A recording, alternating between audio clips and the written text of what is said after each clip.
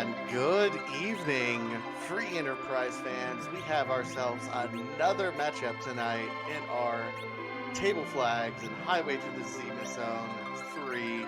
Scratchdragon and CoffeeAndChocobos both sitting at 0-1, matching up tonight. My name's Vitasia, and I'm joined tonight by Zoe Vermillion. How are you doing tonight, Zoe? I am doing fantastic. Thank you so much for asking. I'm pretty curious about how chat's doing. Are we excited for this match? I know I am. I mean, this is going to be a super hype match, and really kind of an interesting dynamic because both of these runners are already 0-1. He gets 6 matches in the first round of the table. Going 0-2 would not be conductive to really advancing much further in the tournament. Not that it's impossible, but it's not a hole you want to dig yourself in. Yeah, this is the point where we're trimming down to get our top 16 for our bracket stage. So we want to make sure you win as many of these 6 games as possible. So yeah, like you said, 0-2 is not a like you're out, but you're gonna have to put in some work in order to make it to that bracket stage. CoffeeAndChocobos raced a couple days ago, lost to Penguinator, and Scratchdragon lost to our restreamer for tonight, Pankraz, in a pretty thrilling match that if you haven't seen, go watch the VOD. Even though you know the ending, it's still very, very worthwhile. In the meantime, our objectives tonight, of course, forge the sword, as always. And otherwise, we got kind of an interesting mix. You know, no one thing unlocks 2. To beat the boss at Mist Cave, we can do immediately if we want to do. Liberate Baron Castle. That's going to require the Baron Key at some point, and that thing can be buried anywhere. And then conquer the Vanilla Ribbon Room, which, you know we probably are going to have to go up to the moon at some point. It's just a matter of timing when you're going to do it. So, an interesting combination of objectives here. Yeah, this is shaping up to be one of those seeds where you see these, you go, okay, well, this could either be pretty jet or this could be a bit of a slugfest looking for the Darkness Crystal and that Baron Key or pieces of the Forge. Personally, I'm hoping that we either see a Darkness Crystal buried behind some nasty Fey March boss, or that Baron Key and one of the pieces of the Forge being locked behind some pretty nasty moon bosses. But I always am rooting against the runners because I think that aside from the race going on screen, there's also the fight of the viewers want to be entertained while the racers suffer. So, calling it now, Baron Key and the Adamant both in Ribbon Room. Oh no, that's the starting Darkness Crystal. That would no, I don't like this at all. Okay, it is starting Darkness. It is starting Tower Key, which does incentivize going to Tower a little bit earlier. Now we have our starting White Mage, which because we cannot dismiss characters, we are obligated to keep Quorum. It looks like CoffeeAndChocobos has decided, I don't know about this Yang quite yet. I'm going to hold off. You can go ahead, any character that you've already dismissed, you can go back to the Tower of Wishes in Mysidia and collect them again. But as soon as they're in your party, they are stuck. Scratch goes ahead and opts and says, you know what, I like a Punch Mage. Yeah, Punch Mage, early on, I don't particularly like having him in my party, but if you get a slingshot opportunity, if you can maybe keep him dead, or if you just find some like a Thunderclaw, and you want to set it for a Mac Giant grind, definitely Yang is well worth keeping in your party, especially with a pretty hefty HP pool. But yeah, this is the Table Flags. This is the first week of tables. If you have not yet seen one of these races and you've only seen the group flags, you'll notice some differences. One being what Vitasia just mentioned, that when a party member joins, they are stuck with you permanently. But as opposed to group flags, where once you said goodbye to a character, you couldn't go get them again, you are free to go to the Tower of Wishes and take a pick of any of the characters you have yet to take to try and fill out that party. Meanwhile, CoffeeAndChocobos is just clearing out the watery pass up to this point. A second Porum, which, you know, I don't anticipate anyone ever wanting. But then, you know, it's interesting because the rest of this stuff, I mean, this is a pretty decent spot for gear. And it's largely been money because it's a bunch of crystal stuff, and I can't imagine anyone's going to hold on to a Cecil. I mean, it's possible, but, you know, without any available cutlery for Cecil, you're not going to pick him up just on a whim. Yeah, especially not the pieces that we picked up. If it was something like a crystal armor, you know, that's what I like to call the money armor. But in this flag set, maybe you want it if you do find a Cecil and you do want to do, say, that Mac Giant grind, because crystal armor can go a long way into doing maybe some good cover strats. But yeah, for now, they found money. They see what looks like a Cecil in the bed. I couldn't quite tell. Yeah, that looked like Dark Knight Cecil in the bed. So yeah, so doing a little bit of shopping here. Scratchdragon picking up a dancing dagger. Nobody can use that yet?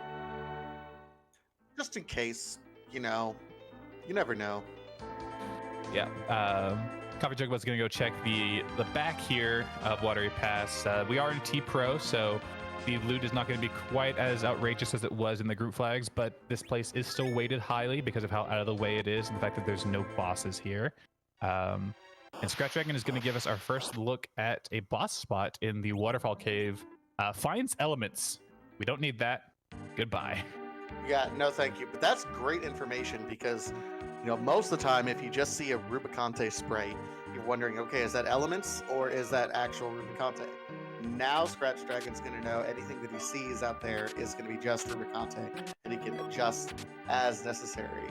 Meanwhile, Charm Arrow is available in the basement of Damsian. That's actually kind of a nice pickup. Yeah, Charm Arrows do extra damage towards giants on top of already having a good base attack. And speaking of good against giants, there's an Ogre Axe as well. So basically, we're kind of shaping up to, like, if we don't find a Tella and we are forced to maybe do that Mag Giant grind, we've got a good little starter kit for that. One of the things with this flag set, there are no sirens in shops. You cannot steal sirens from enemies, even if you happen to luck into an edge in one of the locked character spots. So different grinds are what we're going to see here. And I think someone forgot to call Palom because this is the third Porum we've seen. Hey, you know, this is how this flag set goes every now and then. Sometimes you just get thrown absolute garbage for characters and you have to figure it out. I don't know what I would do with this many Porums, honestly. I'm flabbergasted. We'll see what the two Mysidia characters at this point. Here's a Tella. So there we go. That's nice. And another Yang. This Tella is nice. This Tella is, as you saw in the group flags, incredibly powerful. Has exit right off the bat, so can make your Antlion check go faster. A lot of these dungeon dives go a little bit faster for loot. Maybe would have wanted that before going to Watery Pass. You could have gone a bit further in. There's a Rydia and a Mylan variant on top of Hobbs. But yeah, that turns on the D-Machine grind once we get our Darkness Crystal and clear ordeals. So I've been talking a lot about Mac Giant grinds, mainly because I did my first one ever earlier today, but we probably won't see it. Yeah, I think that's the most difficult thing about this particular flag set going into the table flags is grind. I mean, your grind isn't guaranteed, so you really have to know the in-depth mechanics and things of that nature. Mac Giant grind is very popular if you can have the right equipment. The D-Machine grind is also right there. There's a Trash Edward that's on Mount Edwards that we're never, ever, ever going to have. Yeah. I just want to mention that someone in chat is maybe questioning my use of the word powerful. I say powerful and I meant it. He can do a lot of work, and in table flags, I've noticed in the few that I've played and the few that I've watched, Tella is one of the few characters that is an instant, yes, I want a Tella. Please give him to me. He's going to make my seed go way easier. You're not wrong, though, chat, about the glow up that Tella has had in this particular tournament. In previous tournaments, Tella was kind of, he was the budget Fusoya in that, okay, if you have to have him as a bridge character, okay, early game he was all right because you can exit with him, but his versatility in terms of getting that early week to be able to do a D-Machine grind has just proved how valuable he is in the early game. And, you don't need a full 5 party members to kill Threemus. Let him stay dead as your anchor, and just use him as your grind mechanic, and you're set at that point in time. He has really shown his power here in this tournament. Yeah, without Fu, who has been relegated to the bench for the entirety of this tournament, it's really given our runners and just the community in general just to really make full use of Tella. His low MP pool isn't that big of a deal if you're using him for his utility spells, and his level 3 spells, even early on, if you can manage to hit an elemental weakness, can take out quite a few bosses with relative ease. Looks like Scratchdragon is taking this Rydia, so with a Tella in hand and a Porum, a Rydia, and a Yang, might be hoping to get that Darkness Crystal sooner rather than later. Yeah, that's interesting because we saw CoffeeAndChocobos go up there and opted against Rydia. Now, this is going to be kind of an interesting party setup because, you know, I think he's setting up for Reflect strats at this point in time. You have a Porum and at least one Rydia. You want to keep Yang around because he has that high HP pool. You might be hoping for another Black Mage somewhere, or, hey, I mean, if worse comes to worse, you don't find it, picking up that second White Mage to be able to cast White for Reflect wouldn't necessarily be the worst idea. You already have low HP pools because of Porum and Rydia. Might as well lean into it. Yeah, that's definitely a viable option. Also, picking up the second Yang that we saw could also be an option because he is our most favorite punch mage. Doesn't really need as much gear as your other melee fighters would. And if you do a D-machine grind to get your casters up to Nuke and White, he's going to be up there pretty high, having some pretty substantial punch power. And you could go potentially hybrid strats. It's going to be interesting to see who he takes for his fifth, for sure.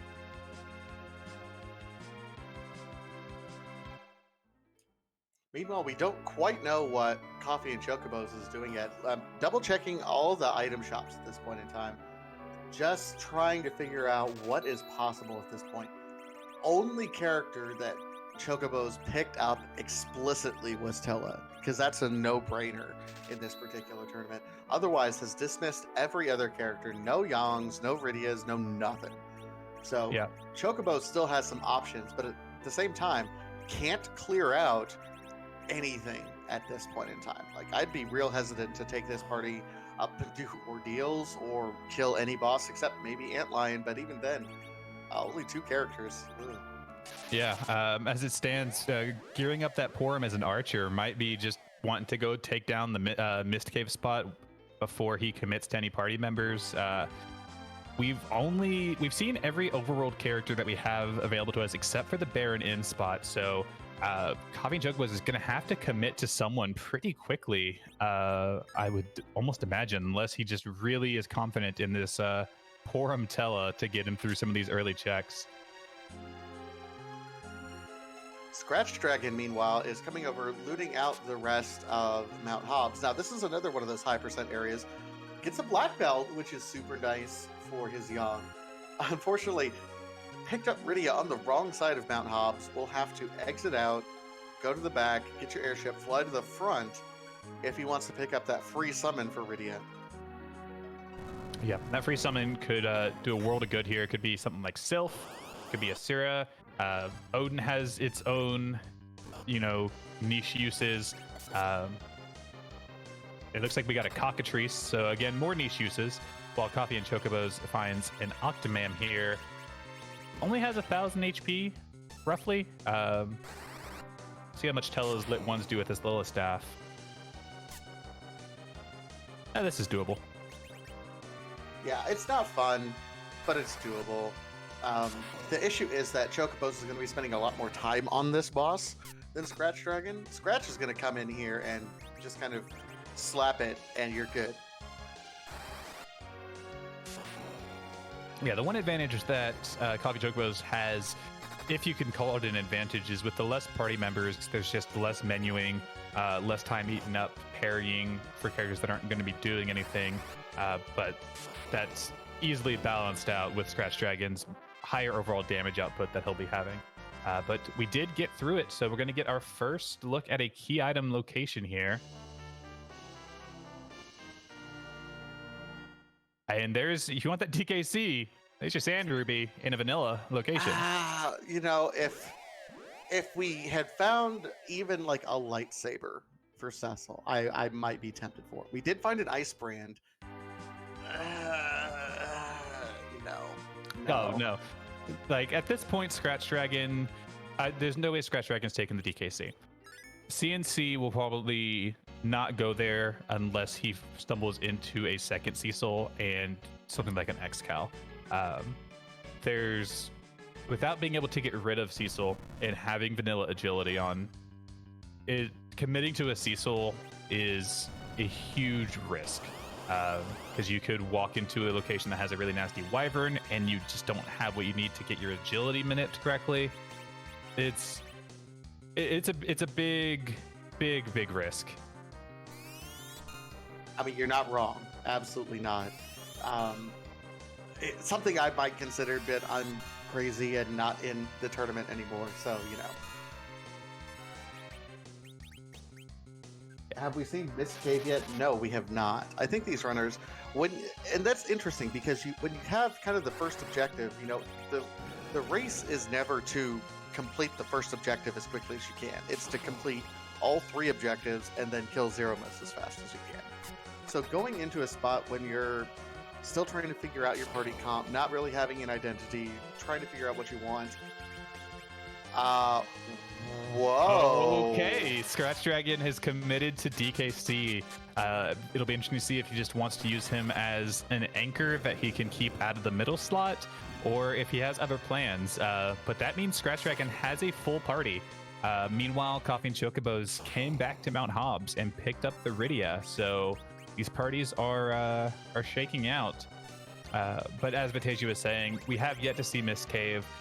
Ultimately, doing it would get you an objective on the board, and there's still a chance that it is a vanilla demist, but it's perfectly reasonable just to come back when you get a little bit more party strength and can take it out more easily rather than pushing it through, because it's not a key item spot.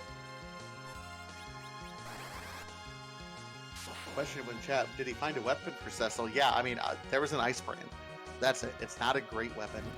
It's not a bad weapon, but it's not a great weapon. Not something that really incentivizes you in taking Cecil.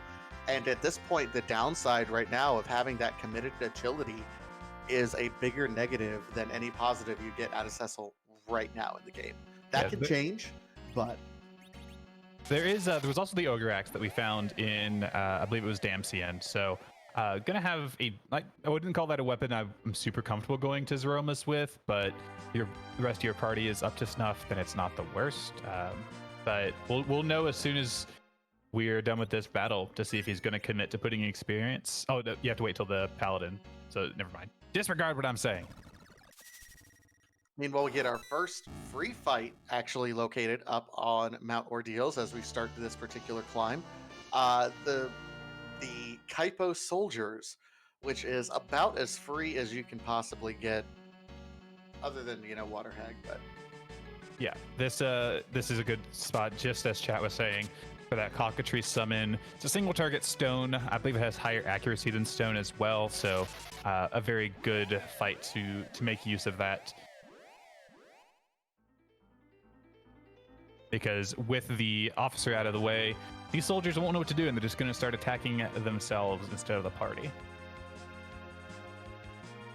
Because everyone knows that's how the military works. Take out the commander and everyone else panics.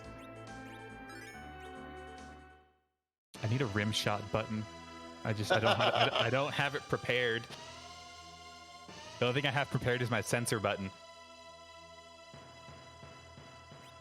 But no, I think the bigger issue with this particular fight and doing Kaka on the officer is it does ensure that you get the full experience out of this particular fight. Because if the officer runs away, he takes a good chunk of the experience for this location with him. Yeah. Well, we're about to get the Canadian Scarmiglione in Nylon Z here at the Fabul Defense. CoffeeAndChocobos showing us this party we've got. We have that pretty beefed up Archer Porum that's going to do some work here, getting a critical over 500 damage. Yeah, that's a good use for an Archer. Plus, you know, you got that Dancing Dagger Rydia, which is doing pretty good work. Just really... Oh, and so... What is this? Free boss ordeals day? What? Okay, so can we get a wyvern inside or something?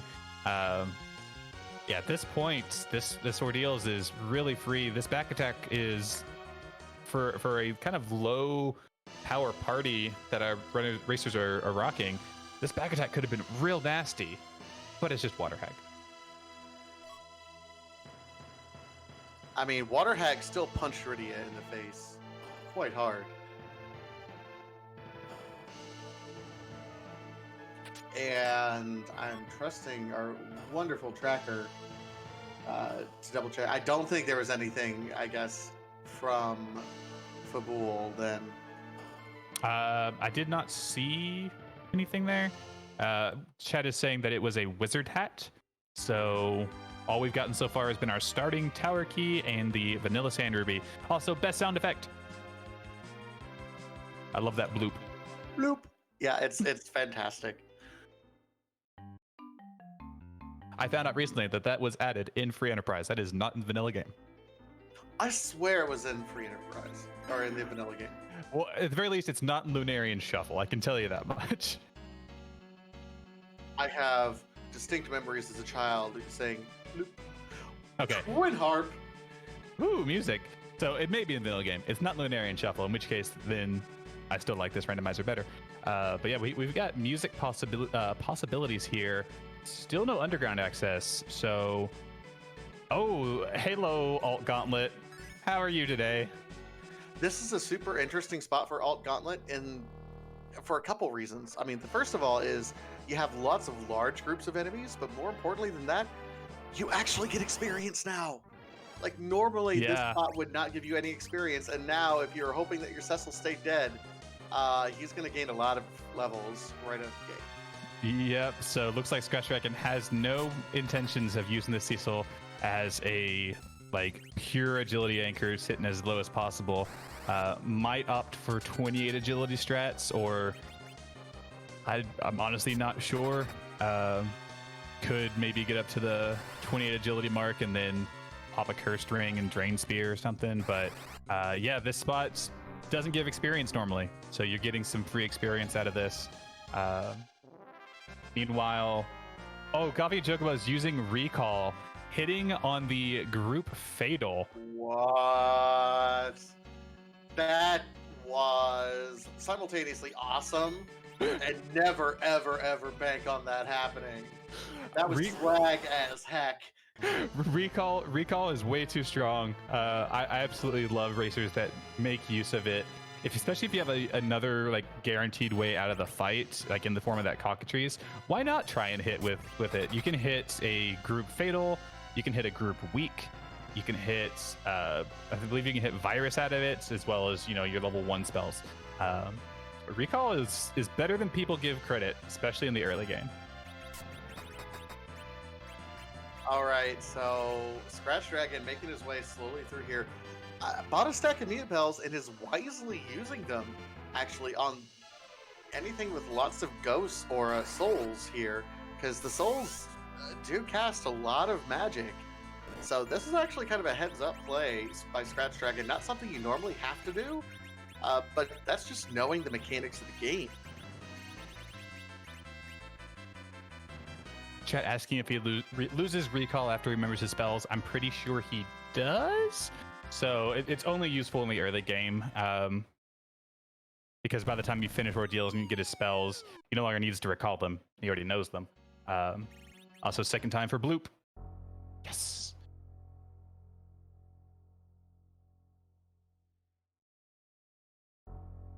So we're going to have both our racers here in the Alt Gauntlet. Not much more to say. Scratchdragon has a couple fights left. Oh, that was huge. Random drop curse ring for Scratchdragon. What was that from? That was from the ghouls and the souls. That is huge. If we don't That's find a super rare drop, by the way. If we don't find another cursed ring in this seed, I'm putting pretty decent advantage on Scratchdragon just for being able to manipulate his agility. That is, drops in Final Fantasy IV are not common. I think it's something like a 1 in 64 chance to even get a drop at all. And then you have to rely on the chance that the item in the item pool is the one that you want. It is not something to bank on. No, and I like, yeah, if we don't see a curse string anywhere else, like that becomes huge, especially for gambling, picking up that Cecil. Like now it doesn't matter. Like level up your Cecil to the mid 50s. Who cares? Throw the curse string on. You're good. Yeah, someone in chat, remind me when we get to interview time to ask what Scratch was thinking seeing that cursed ring drop, because I've watched a lot of Free Enterprise. I've played a lot of Free Enterprise. I have commentated a lot of Free Enterprise, and I have never once seen a cursed ring drop. I think in all my years of playing even just regular Final Fantasy IV, I've seen it drop once, even when I play it. So that drop there is just fantastic.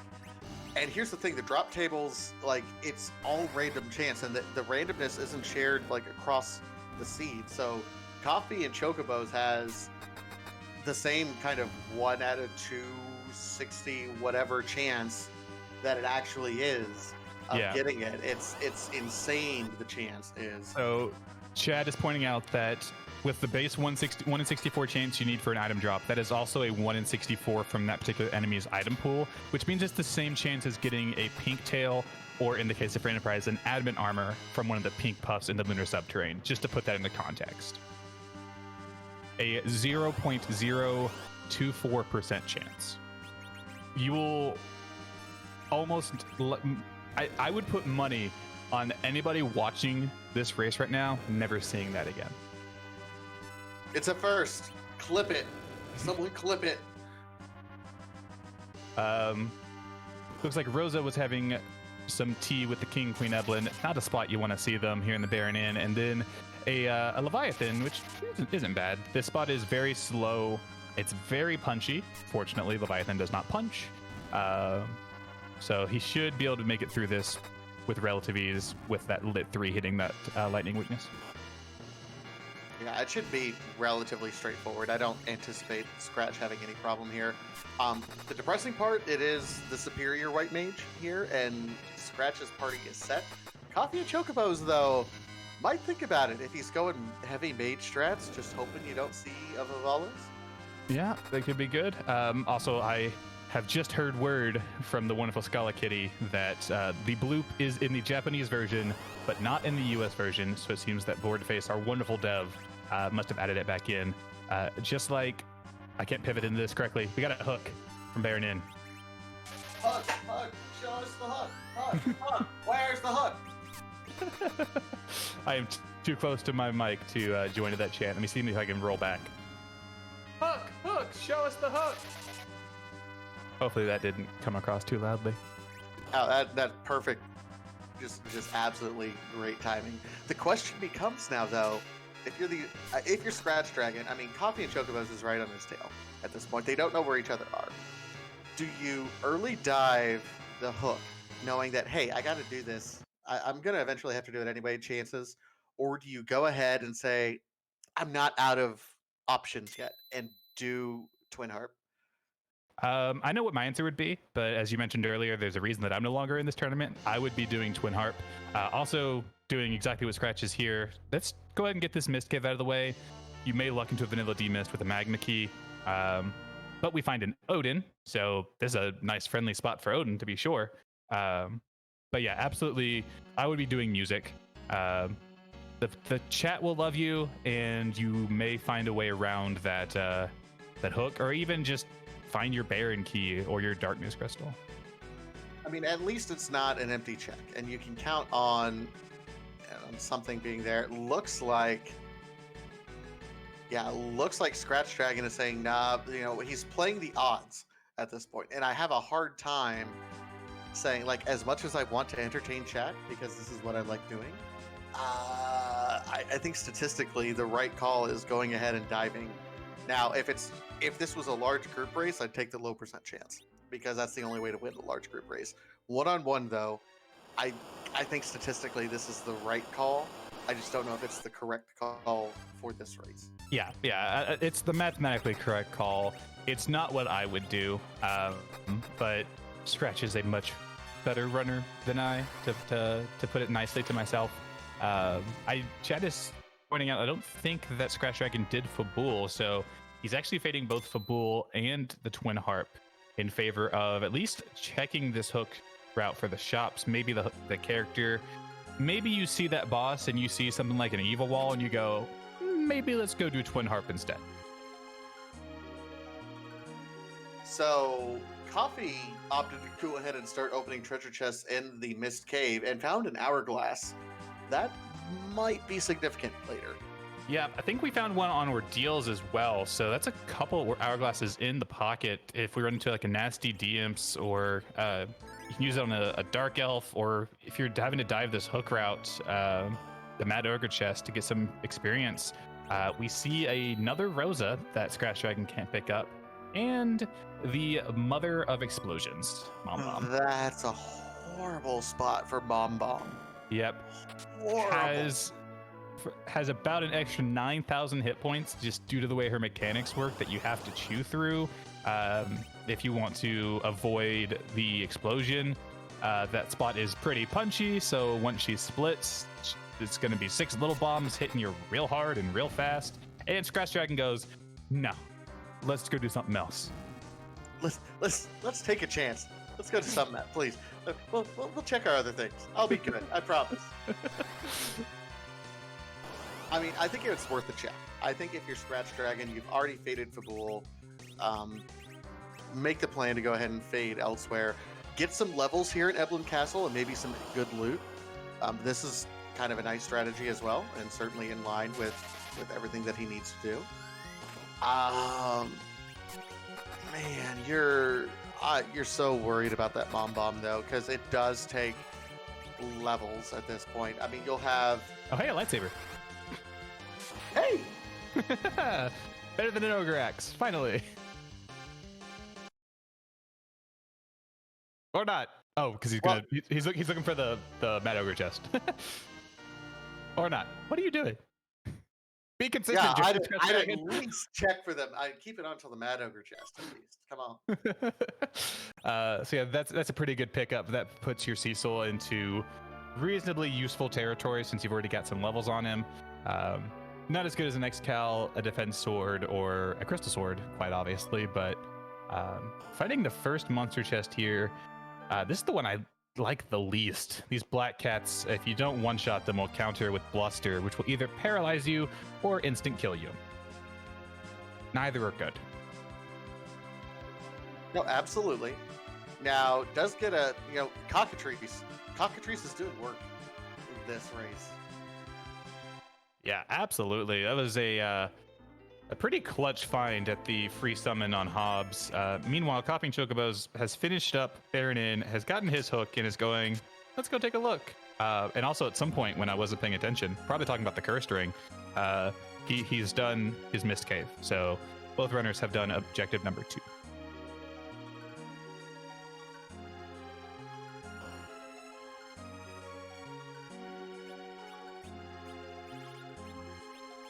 Casting a burst on Yang, who with just a fire claw, I mean, does pretty good damage against a Lamia because they are weak to fire. Yeah, Lamias, I believe, just like their Lilith counterparts, are undead creatures and inherit their usually pretty obvious weakness to fire. Not doing a ton there, so maybe not. Also, it looks like he had the Charm Claw equipped, which lowers your hit rate on Yang. Charm Claw just, yeah. That could have been, yeah, there was a better hit. That's more than what I would have expected. Makes it through here. Let's see what his reward for this trap chest is. There's an X-Cal. All right. Hey, all right, Cecil is, work.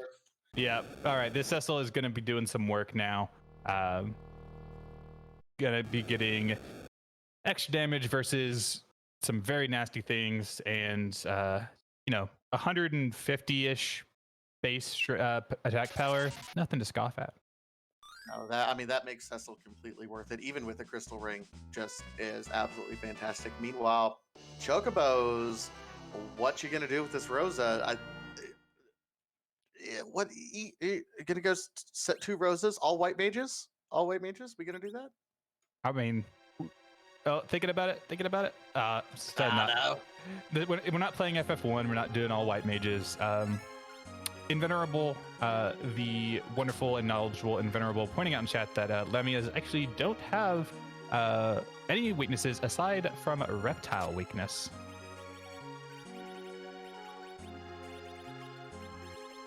Asking what is the only weapon in the game that does bonus damage to reptiles. I believe that is the Ice Rod.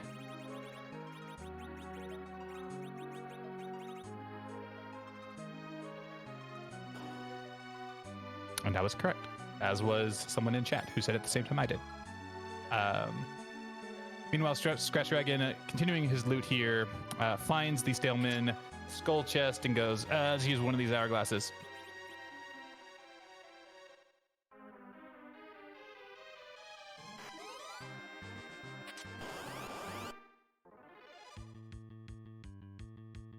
I'm gonna be working his way through here. Meanwhile, CoffeeAndChocobos has decided not to leave after seeing the Mom Bomb, is diving the hook route, using a hourglass here, but board face AI in full swing. 3 of the 4 Mad Ogres hitting his Porum, preventing the use of that hourglass and forcing a reset.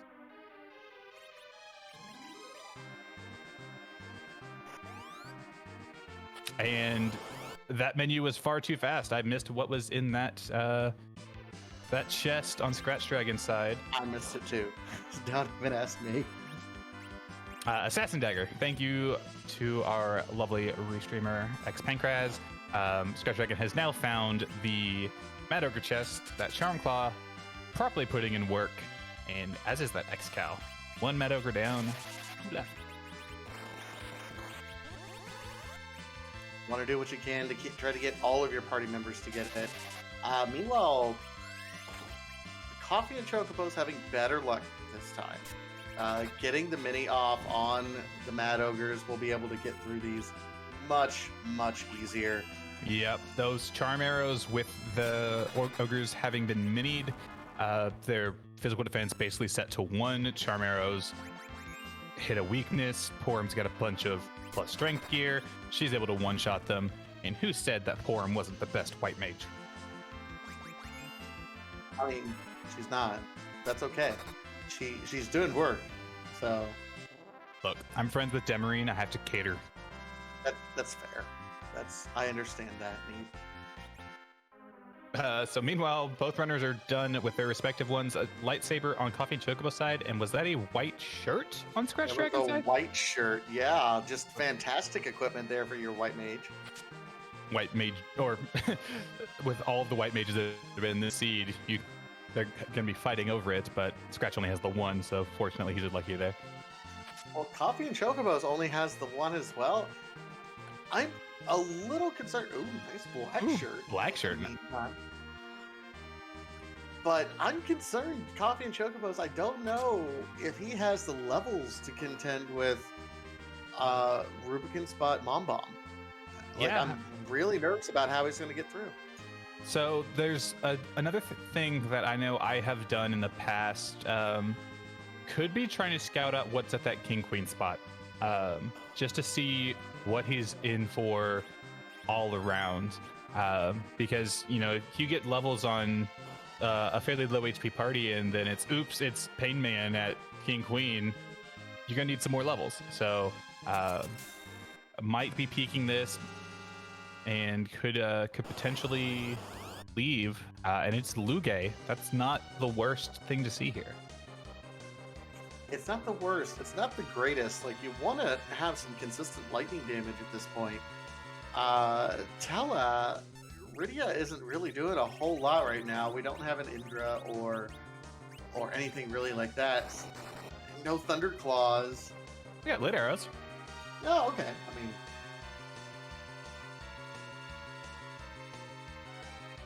but yeah, I'm not sure what CNC is going to do here against this Mom Bomb. It's perfectly likely that he knows something that I don't, and is going to completely blow me away.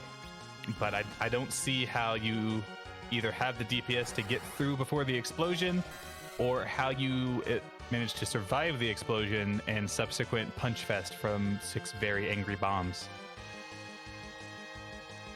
Yeah, and it's worth noting that the Rubicon spot is very fast, all things said. Normally, Rubicon has his opening and closing of his cloak to deal with, and that takes up some turns at that spot. If it's not actually Rubicon, then that's just free swings to your face. Yeah, speaking of free swings to the face, this Luge here has made it into Balnab Z and is punching out the party members, gonna explode, and Rydia will survive. So this fight is cleared. CNC is gonna have to deal with the second Luge, and things are a little dire. Meanwhile, Scratchdragon has some levels, has that X-Cal on Cecil, has a full party, and is going to be joining the Luge fight.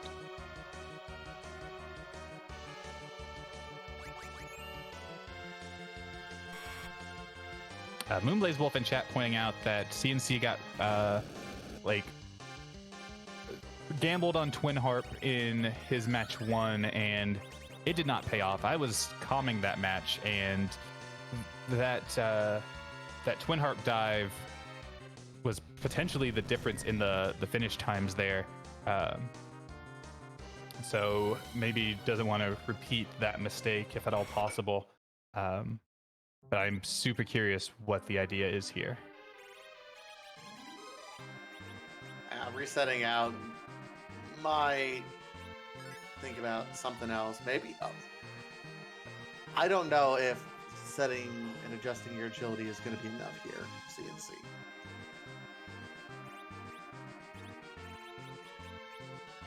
Meanwhile, Scratchdragon is into the second phase of Luge here, taking some lasers, taking some beams, but doing about 1,200 a hit with that Cecil.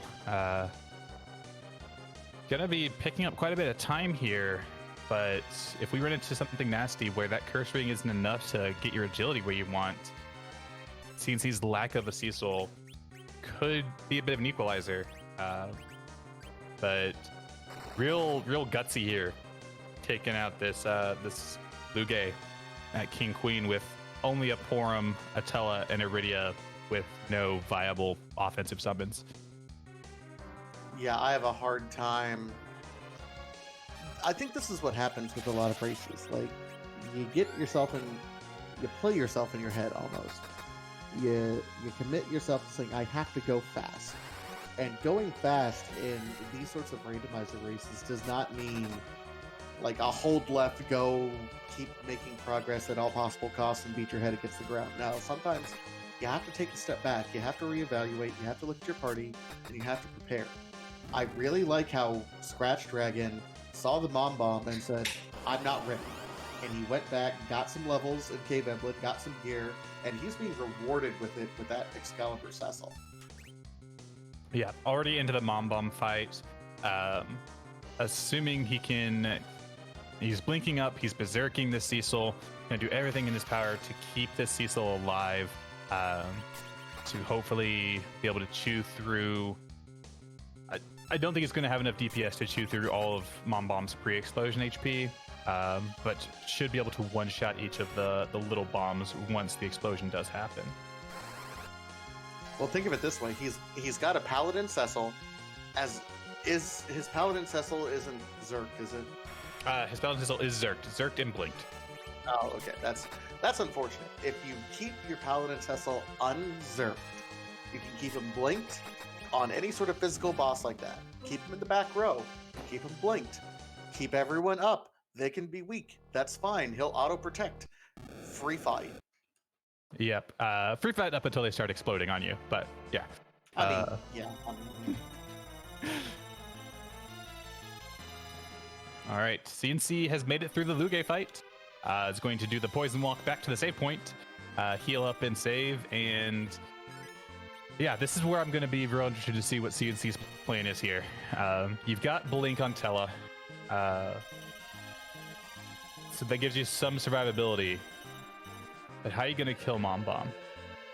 Impress me, CNC. I want to see how you do this.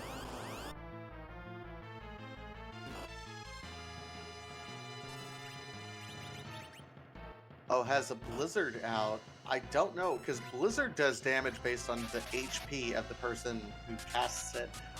So, unfortunately, with only half health, oof, yeah, these bombs are hitting quite hard.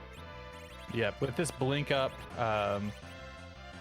and Cecil being in the back row, might have just enough damage to get through this. With that miss, that might, and that one might stand a chance here. Oh, good RNG, yeah. Yeah, but with leaving one color up, they explode, and yeah, that's, oof. Yeah. It was actually bad RNG to hit the blue bomb there, so that hurts.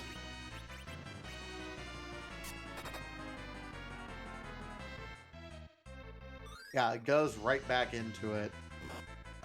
I like the play. I think Scratch knows that it's doable at this point, and when you know it's doable, that's when you beat your head against the wall. Yep. I'm really concerned about CNC right now.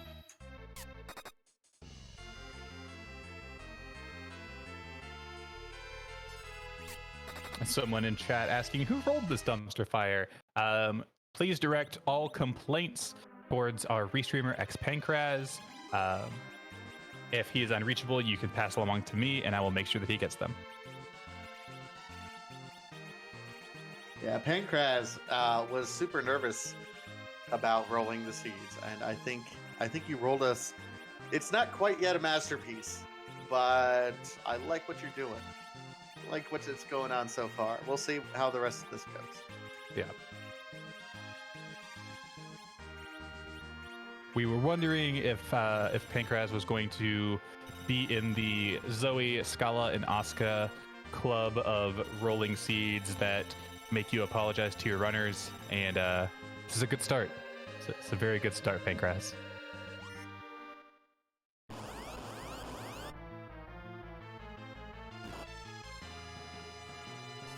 Question in chat, why doesn't he revive Porum? If you're talking about CNC, it's because you get an automatic HP refill right before this boss.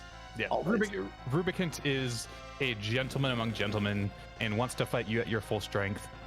So his spot carries that over, and you will get a full heal right beforehand. Are we saying that Rubicante is actually Goku? I mean, yeah, kind of basically. He gives you a Setsu Bean right before the fight starts.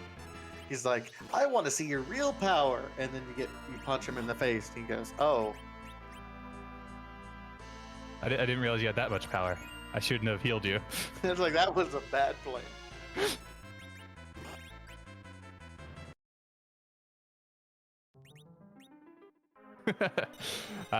Yeah, with our runners having some trouble here, Scratchdragon is now back into the little bomb phase. Has more party alive this time. Might have it here.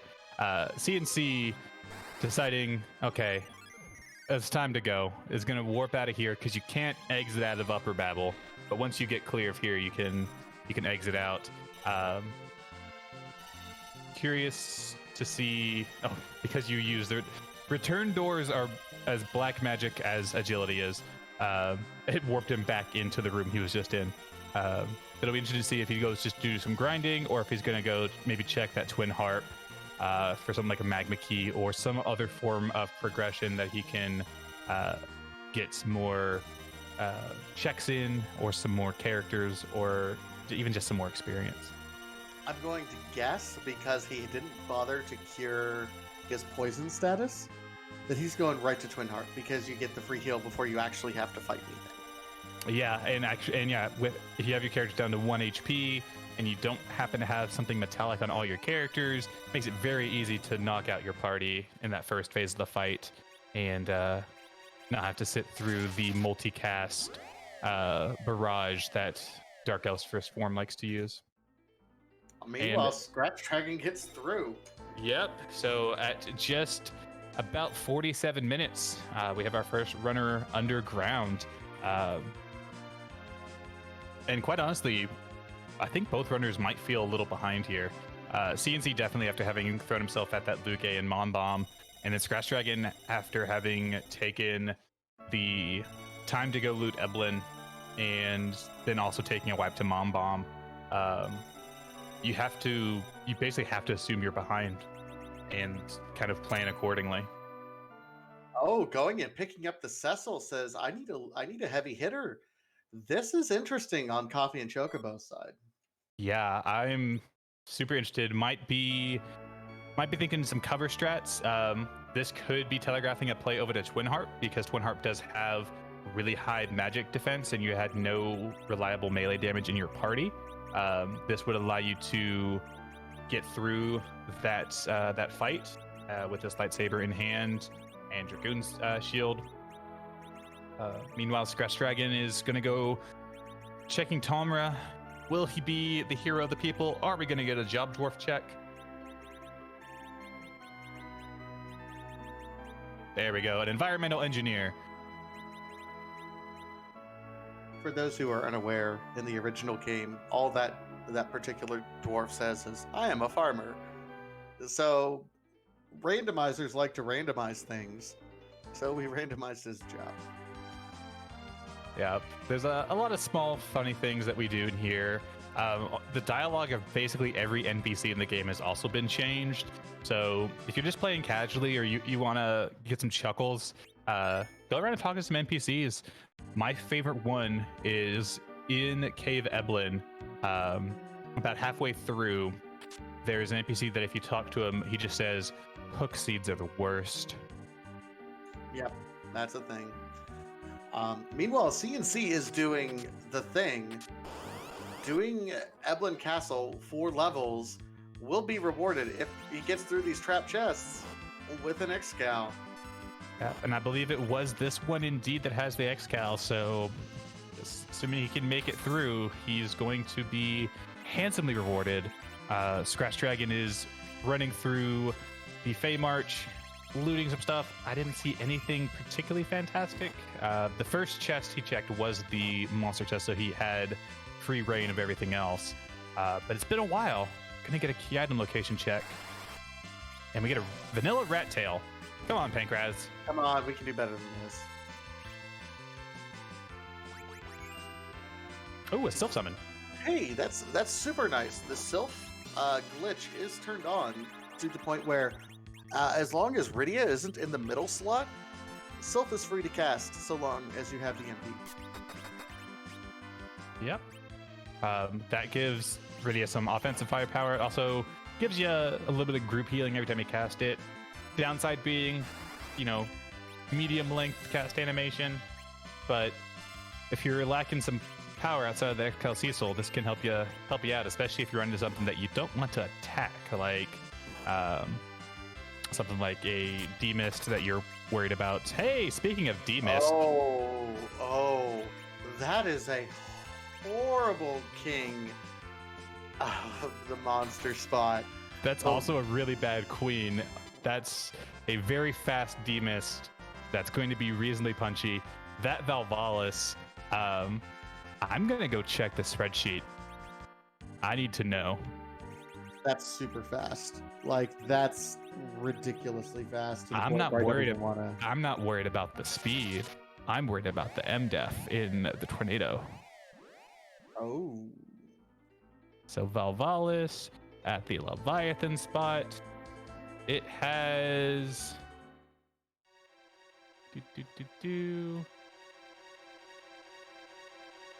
Yeah, it's got 255. You cannot hit Valvalis with magic while in that location when she's spinning.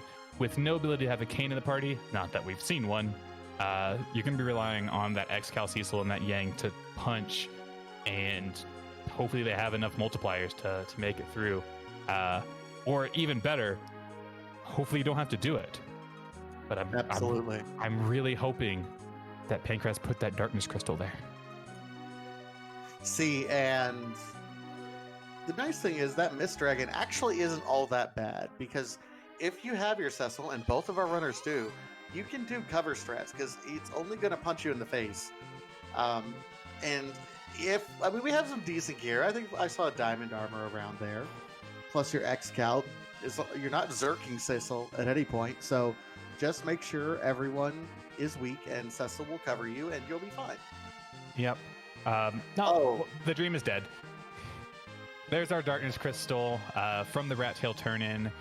That enables us to get our Objective 4 and access to Threemus. So now Scratchdragon is only looking for either a Baron Key to liberate Baron Castle or the pieces of the Forge. At this point, if you're Scratch, you turn in what you have, what the freebies that you have, and in this case it's Sheila, and then I go grind.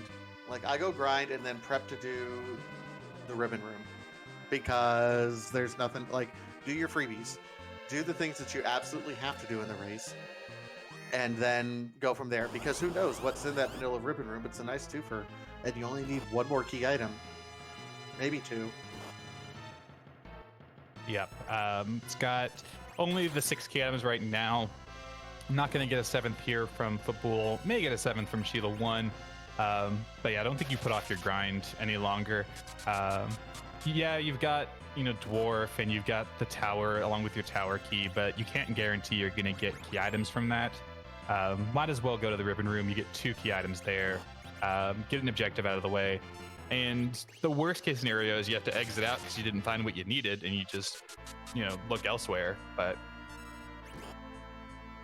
I think statistically, though, it's a good play at this point. I mean, maybe you're tempted to do tower because you've had that tower key for so long, and it's a nice twofer check up there. But do your objectives. It's just the most efficient thing. Ooh, and Sheila giving a power shirt that can be utilized pretty well by that XL Cecil. That's going to give an extra 15 strength, which is nearly 2 whole multipliers on top of the extra attack power. So this Cecil is going to be Scratchdragon's primary source of damage for a long time coming. And we were talking shade on Cecil earlier.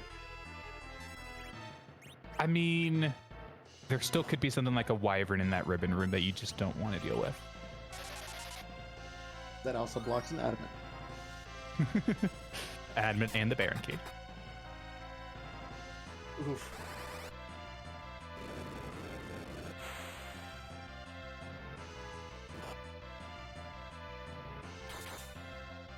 And for anybody that is watching this live or watching a VOD and maybe hasn't watched a lot of the Threemus Zone, but did watch the Football Gauntlet tournament from earlier this year, they do only need to complete 3 of the 4 objectives. That will get them their crystal. And of our 4 objectives, the first one, Kukul Forging the Sword, is always going to be present in every seed. We think of it as like a fallback objective, or if you just happen to get into them, because it is a 2 key item objective. Meanwhile, Scratchdragon is going for his grind. In this flag set, we have a flag on called E Can't Run, which means you cannot run from random encounters. I personally think the tournament organizers put that in place to try and make it so that the D-Machine grind wasn't the go-to like it was in the Football Gauntlet. But if you take something away from runners, we're just going to find a better way of doing it. And Simbu and Twisted Flax put together a new manipulation chart that allows us to hunt out both a D-Machine, or if you need to do a Mac Giant, you can hunt a Mac Giant grind without needing to run from encounters. Looks like Scratch has the seed that he wants.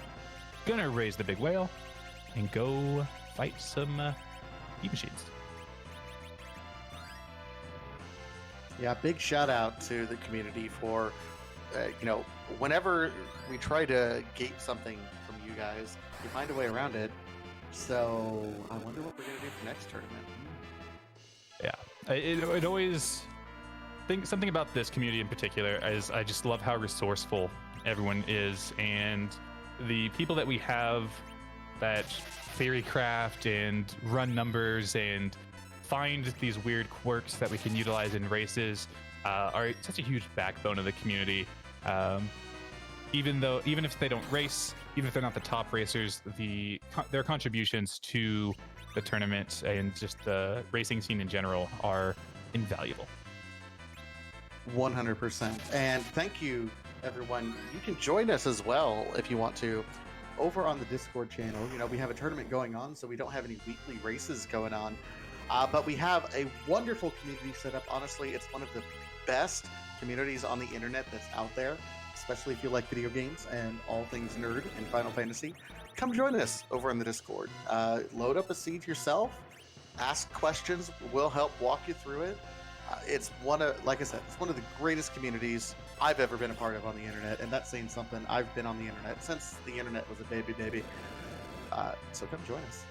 Yeah, it is a community that is very near and dear to my heart, and that says a lot because I normally am very much someone who doesn't partake in communities, but I made an exception for Free Enterprise, and I'm very happy I did. There's tons of way to play the game. You can load up our casual preset if you've never played before, kind of get your feet wet, and then it's very modular how you play this. You can play in any number of ways. Each one is going to be a different and unique experience with its own different outcome. It's like a puzzle game rolled into a fantastic Final Fantasy game. Scratchdragon turned on encounters, has found what looks to be the correct encounter. We will know once these beamers are dead and he throws a rock at that searcher to make it summon a D machine. Didn't even really safety save. Just got into the correct room, turned on encounters, and started walking. Yeah, safety save. I know that I will do it sometimes, but you can't save the manip. So if you mess up, there's really no benefit to having saved in the giant unless you just want to peek for a free boss to do that instead. So just decided, let's just go for it. Let's get this, because either way, he's going to have to go back to Baron to reset the manip. Yeah, and the reason this D machine grind is so popular is for a number of reasons. One, the D machine is infinitely summonable from this searcher. As long as you can do little damage to this searcher, he will not do any damage to you. So you have kind of breathers between D machines fight. Two, it is weak to weak, which is a spell that Tella gets very early on once you unlock his full potential in Mount Ordeals. Three, and probably the most important thing, is that all the attacks that the D machine does are percentage based on your HP. So even if you are relatively low level, you should be able to get through many D machine grinds using weak and then punching him in the face for a little bit of damage, and then you do the life glitch, which of course doubles the XP as you go through. And it just all fits together so well if you can get into a good rhythm where you're getting 1 or 2 life potions off on every D machine death. It sets up incredibly well. Yeah, just don't accidentally punch it before the week goes off, because he will counterattack, and that counterattack is not HP based. It is a punch, and it will hurt. While we were talking about the grind and how great the Free Enterprise community is, though, CoffeeAndChocobos made it through that mom bomb, is now going to head over to the Fey March. Just at about the 1 hour mark, will get his rat tail, and then it's going to be a question about what he's going to do. Is he going to check his freebies, that rat tail, and that Sheila 1 check, or is he going to maybe take it down tower with that tower key in hand, or Dwarf Castle because he still has a party slot available? Might be looking for a second Cecil.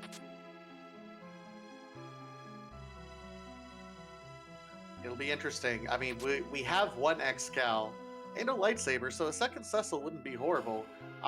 Still, really the difference is the Yawns at this point, isn't it? Because they both took Rydia.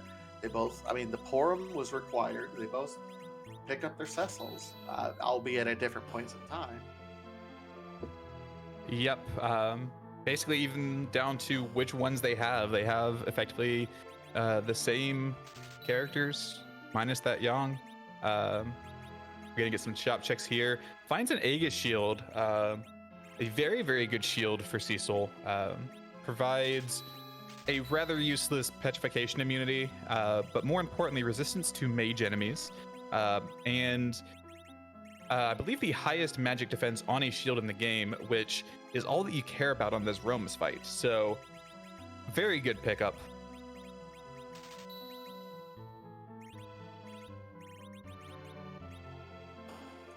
You know what I still haven't seen in any shop so far?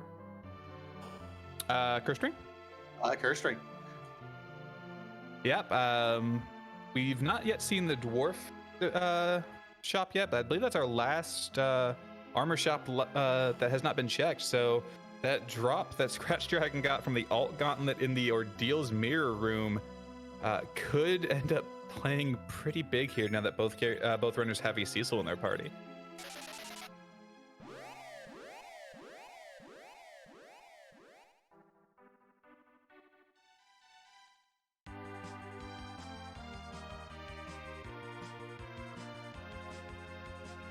All right, this is Scratch is in kind of an interesting spot right now. He's got to be careful. HP is getting a little low.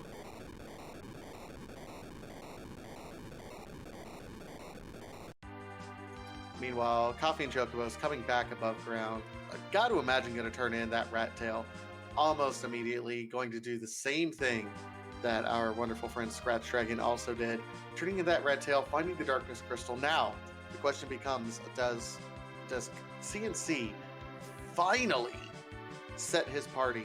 Because he's faded a couple extra white mages. He's got whatever white mage he wants sitting back. I got to imagine there's a few Yangs over there as well if he wants. No other real heavy armor users. You're not going to find another Kane, another Sid, unfortunately. So no edges that are available at this point in time. If you want another mage, I think you're stuck with a white mage, although Rosa, white, still does quite a bit of damage. So it's viable.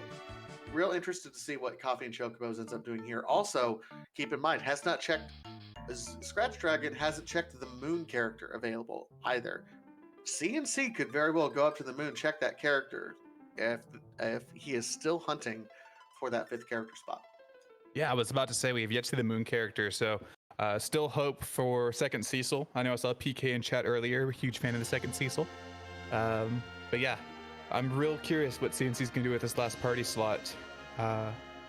Meanwhile, Scratchdragon is still plugging away at these D machines. I do want to take this opportunity to shout out our restream team here today. We have X Pancraz, who rolled this lovely seed and is bringing you all of the visuals from the runners, as well as our voices here in the comms booth. We have a Stone Dingley tracking, lighting up all of the buttons, making sure that me and Vitasia know what's going on. And across the booth from me, there is Vitasia, the fantastic commentator, who I am super excited to have got a chance to work with today. And of course, Zoe Vermillion, you're such a wonderful partner. Thank you so much for putting up with me. I know I can overhype myself every now and then as well. So thank you for putting up with my overexcitedness every now and then. While we were gushing about each other, I believe CNC picked up a Yang with that final party slot. All right, and it looks like the grind is done. Mid to late 40s. Got Quake on Rydia, no nuke though. I like this. I actually kind of like this because you've left your Cecil in a spot where his agility is not a liability yet.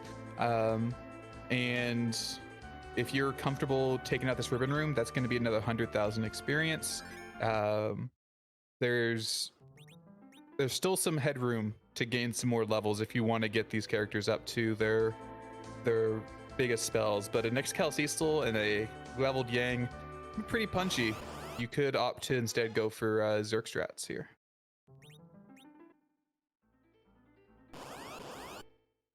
Someone in chat asking why not checking the element slot. It depends.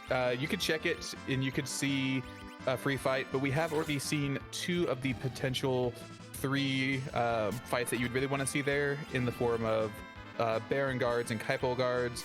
DMs there would be nice because you could life glitch them to get a pretty large amount of experience for relatively minimal effort, but if you still have to do this ribbon room, and if you already feel behind, probably not worth the time investment to check it and do it if it is nice. Yeah, and we know where the D mist is, and we have another black mage up on the moon. No one's going to be able to get that. That's too bad. Like, I feel like Coffee and Chocobos was setting up so that that would almost be perfect for his party comp instead of that Yang, and using Cecil to kind of bounce and reflect. That's unfortunate, though. Yep. May have opted to go for reflect strats had he seen this Palom here. Currently looking at maybe going for some hybrid strats. But Scratchdragon is now diving down the lunar subterranean. Going to make a beeline for that ribbon room, which is our objective number 4. Holds 2 potential key items behind it. If we see a Baron key, or if Pankraz was super generous and we see both the Adamant and the Legend Sword, we'll have a go mode on our hands. Yeah, and at this point, you're committing to the moon. I like this play from Scratchdragon right now. Here's the problem, folks, and I hate to be the bearer of bad news to the community. We're not going to see the harp at all tonight. I am still holding out hope that the harp has the pan, and the pan locks the Baron key and one piece of forge. I like your optimism. I don't see it. Like I don't see it either, but I can at least try and commentator's curse. That's what I'm here for. we have some power over here. We got to flex it every now and then. But yeah, at this point in time, since both runners have faded it for so long and it's been available for so long, the working assumption, if you're a runner at this point, is I've put this off too long. I'm going to continue to put it off because if something is there, I've already lost.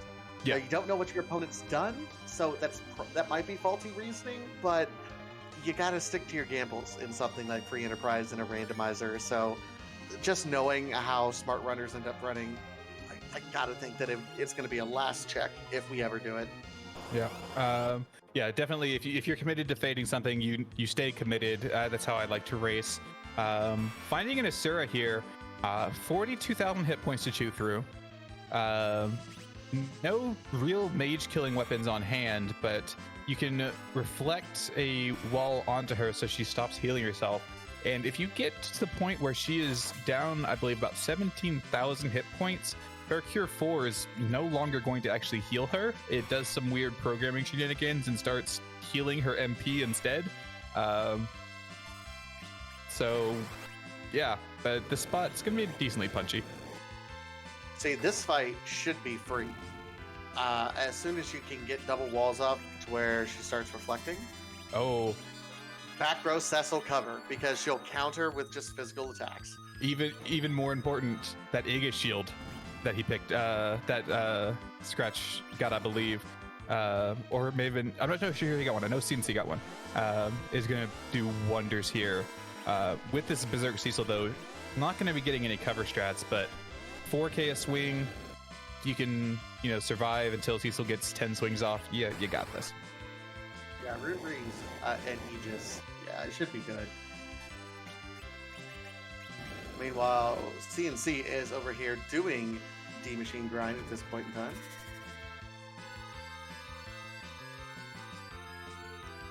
The difference in this race, because there does appear to be like a solid 10 to 15 minute difference between these two, really was, Scratch ended up picking his party as he was going through. Coffee and Chocobos ended up being real stingy with party selection, like only picked up Attila until he was absolutely sure of what he wanted his party to be. And that led us to a lot of longer fights. Getting into the underground was really kind of a difficult task because of that mom bomb spot. Scratch also, let's be realistic here, got super lucky picking up that early Cecil, committing to it, and then finding the Excalibur in Eblin Castle. Now, Coffee and Chocobos ended up eventually finding that, but Scratch was that was just his normal pathing, and that's a huge break for him. Yeah, had that Excal not been there, I think we could have seen a very different seed and different hook route from Scratchdragon, but that's what was there, and we'll never know otherwise. Looks like this Azure fight is very, very stable. We got Blinks coming out to take care of her counterattacks. We have the wall up on her, so she's not healing herself. Cecil's swinging in for 4K. This is going to be over in a matter of moments. And then we get to see how much Pankraz likes our runners. Are they going to find something useful here, or are we going to need to do some more hunting?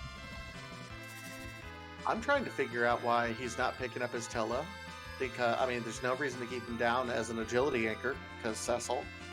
Also, Rydia, start casting Quake, girl. Yeah, I'm not sure why he doesn't want the levels on Tella. Not going to hurt you at this point. But we got through, got a nice, cool 100,000 experience. Objective number 4 lit up. And womp, womp. Gungnir and Moonveil. Oof. That was... I mean, the Moonveil's nice, and Moonveil could let you cheese some bosses a little bit later.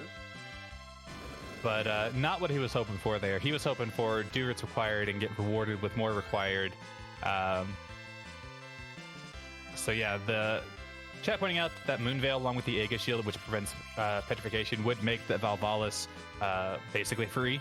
You just zerk up your Cecil and don't have to worry about it once the wall part of the Moonveil wears off. But yeah, gonna start clearing out these moon bosses. Next up is the White Spear Altar with CPU.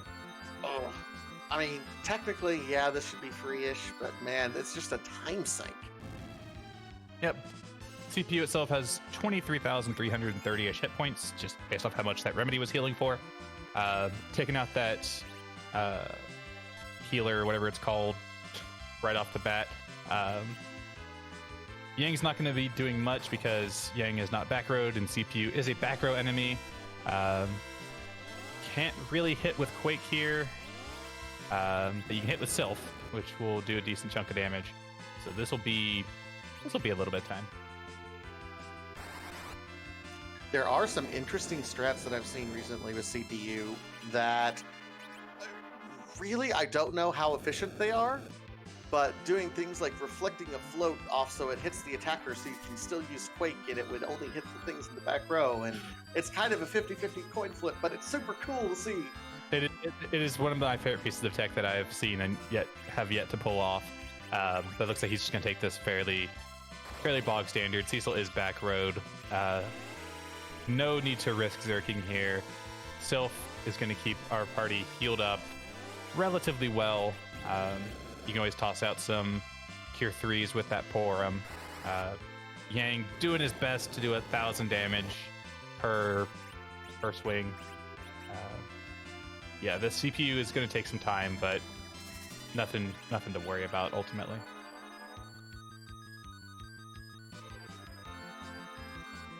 Double Sylphs on either side of the screen. I like that. I do like that CNC is using Sylph to do his kills on the D machine, because it's also healing up his party as he's doing it. So he's recovering from the damage that he's doing while going through. It's actually really kind of it feels less efficient because it's a longer animation, but it saves time. It's also allowing him to get off double life glitches. So it's saving him even more time than he's losing to the cast animation. So he's getting 3 D machines worth of XP per D machine,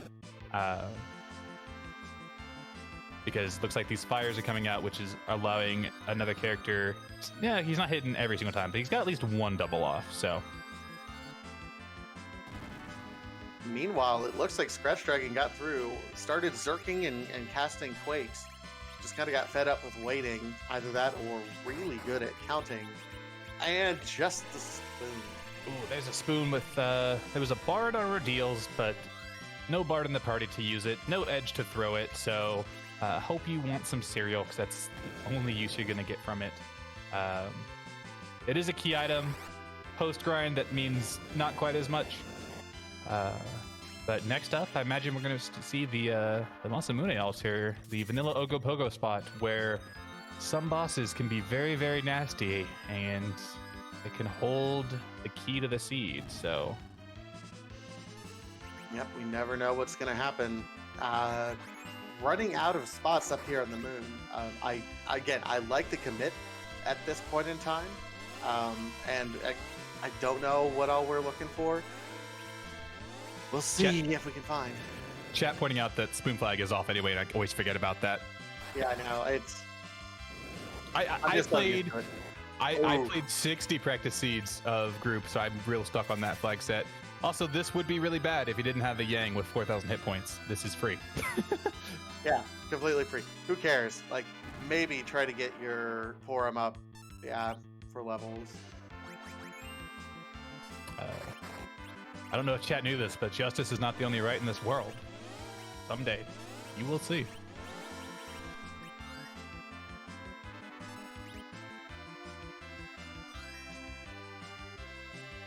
I would like to randomize justice. Like, baloney is not the only right in this world. Someday you will see. And a Luca key, we don't have Warp Glitch on. That's one that I do remember. So that's a key item location that's been opened up. If not a very, very obnoxious one.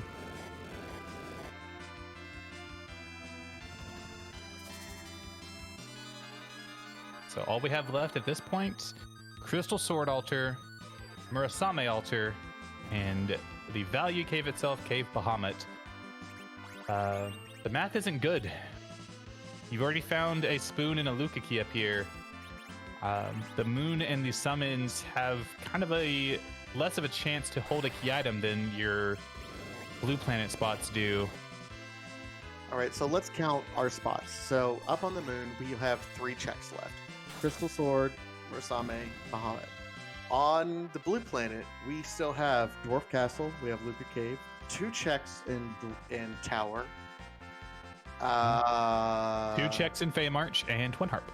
2 checks in Feymarch and Twin Harp. So statistically speaking, going back to Earth might be the better call right now. Oh, yeah, 3 checks in Feymarch if you consider the bonus round from the D-Mist as well. Oh, yeah. Oh, hi, Baigen. I don't like seeing Baigen here at all. No, he punches way too hard. Okay, Pancraz, if this holds something required, I kind of forgive you. Because this is rude.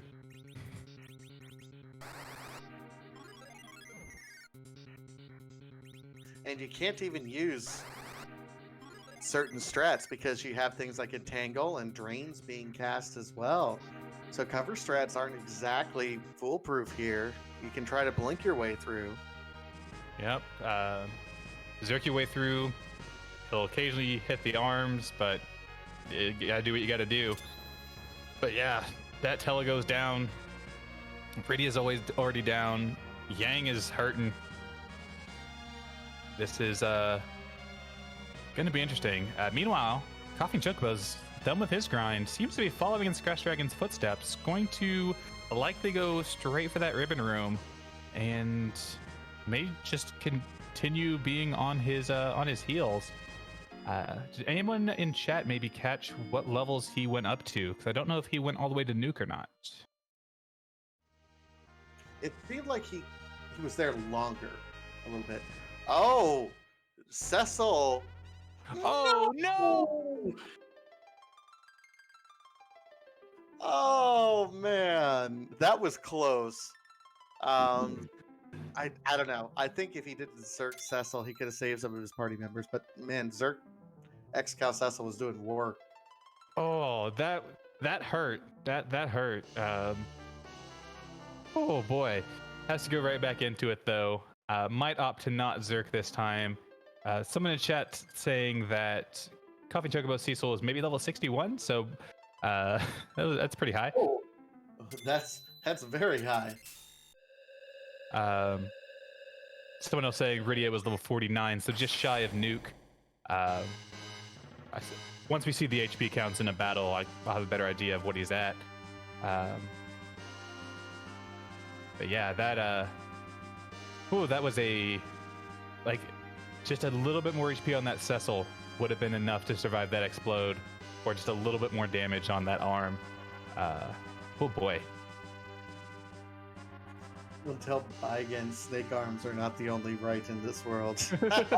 Someday you will see. Going for the Zerk again. Hoping it pays off better this time. Keep that Cecil at full health this time if you can. I mean, already took one hit at this point. Just trying to keep alive.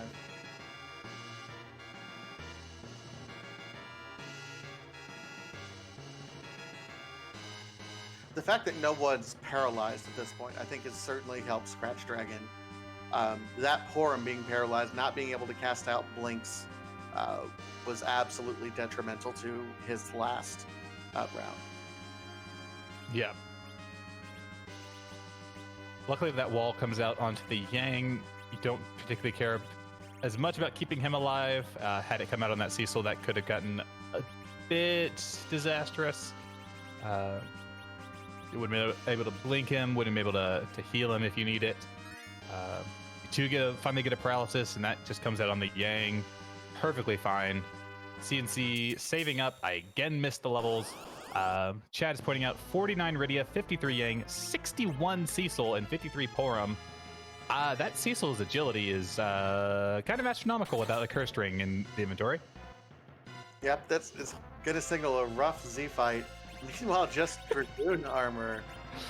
I mean, okay, you know what? I'll throw that on a Cecil now if I have to do cover strats. Like, I'm now committed to that being a thing. Okay, exiting out, probably going to go right back in, take out the last one-handed lunar subterranean being the Murasame altar. Gonna drop a save, so... Ooh. Not? Oh, gonna heal. Okay. Dropping a save. Not sure why you saved before healing. So I would just use that to reset out if you don't get something you want, but... No. This is actually kind of a gutsy move. He's got to be feeling the pressure actually now at this point in time. Yeah. So if it's not there, I mean, CNC, I mean, that's almost hedging your bets a little bit because he hadn't full cleared it. He's hoping that it's somewhere. I guess he's figuring, hey, only 2 more spots up on the moon. Statistically, I'm likely to have to go down back to Earth anyway. Yeah. Yes, this could be a pretty big, like, momentum shift. If these blue planet checks do not, pay out and give you what you need, and maybe the answer is at that Murasame altar or Cave Bahamut, CNC might do a full clear of the moon. We'll see what he does after he's done with this Asura, but this could be incredibly important. I actually like this play from Scratchdragon. He thought about stopping in front of the tower, but then rightly decided, I think, that he's got to commit to what he's already done. If it's something up in tower, he's got to think his opponent has already done that. That was one of the first key item we got.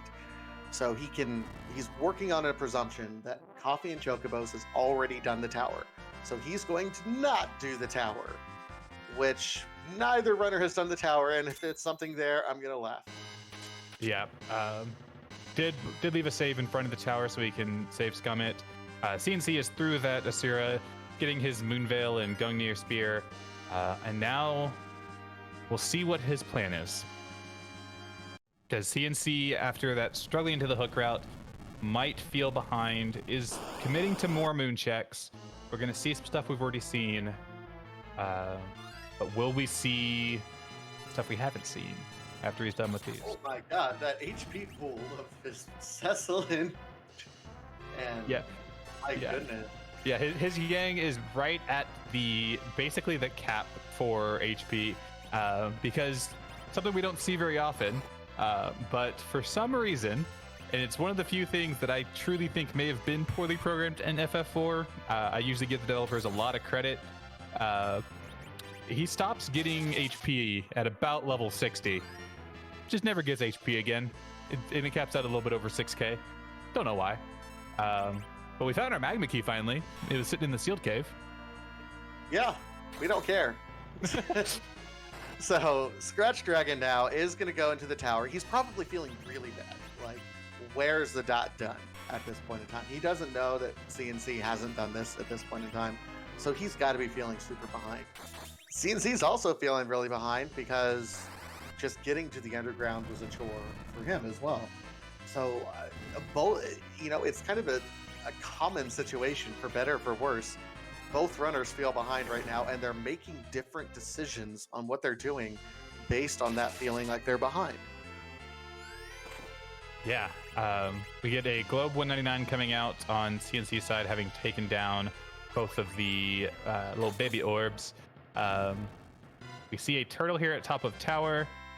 With the levels we have, this is not going to be scary. This could have been scary otherwise. CNC is through, going to get his silverware. Maybe he wants soup instead of cereal. We'll find out. Maybe something to go with that coffee. I'm not as good at puns as Baka is. I apologize. Well, then he's going to go down to Pain Man, and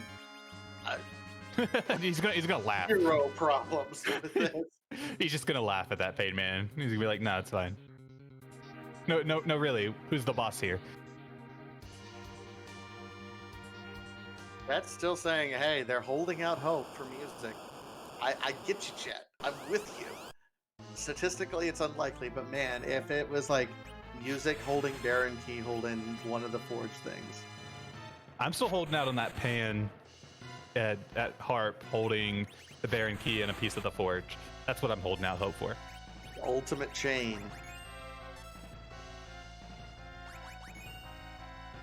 Do you really need to get that Porum up? Do you really need to get that ready? What are you doing? He's going for that great 2k XP. Power overwhelming. Or 2k health. All right, Scratchdragon has cleared up this Katnatsu. What is at the top of tower? There is half of it. There's the legend card. That's something. All right, so he is now on a hunt for either a rock or a Baron Key.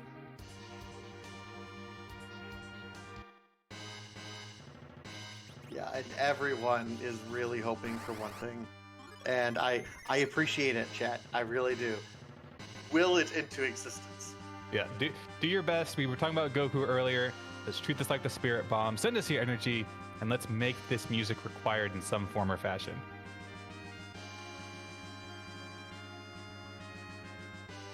And Excal Cecil laughs at D Lunar. And then Cure 4 from Porum also laughs, hitting for 6,500. We'll see what comes from the Super Cannon. If this Super Cannon turns out to be adamant, I'm not going to be necessarily happy because we won't see music, but I will laugh that both parts of the Forge have been sitting here ever since they were done with the hook route. Earth Crystal, Earth Crystal, Earth Crystal. Earth Crystal.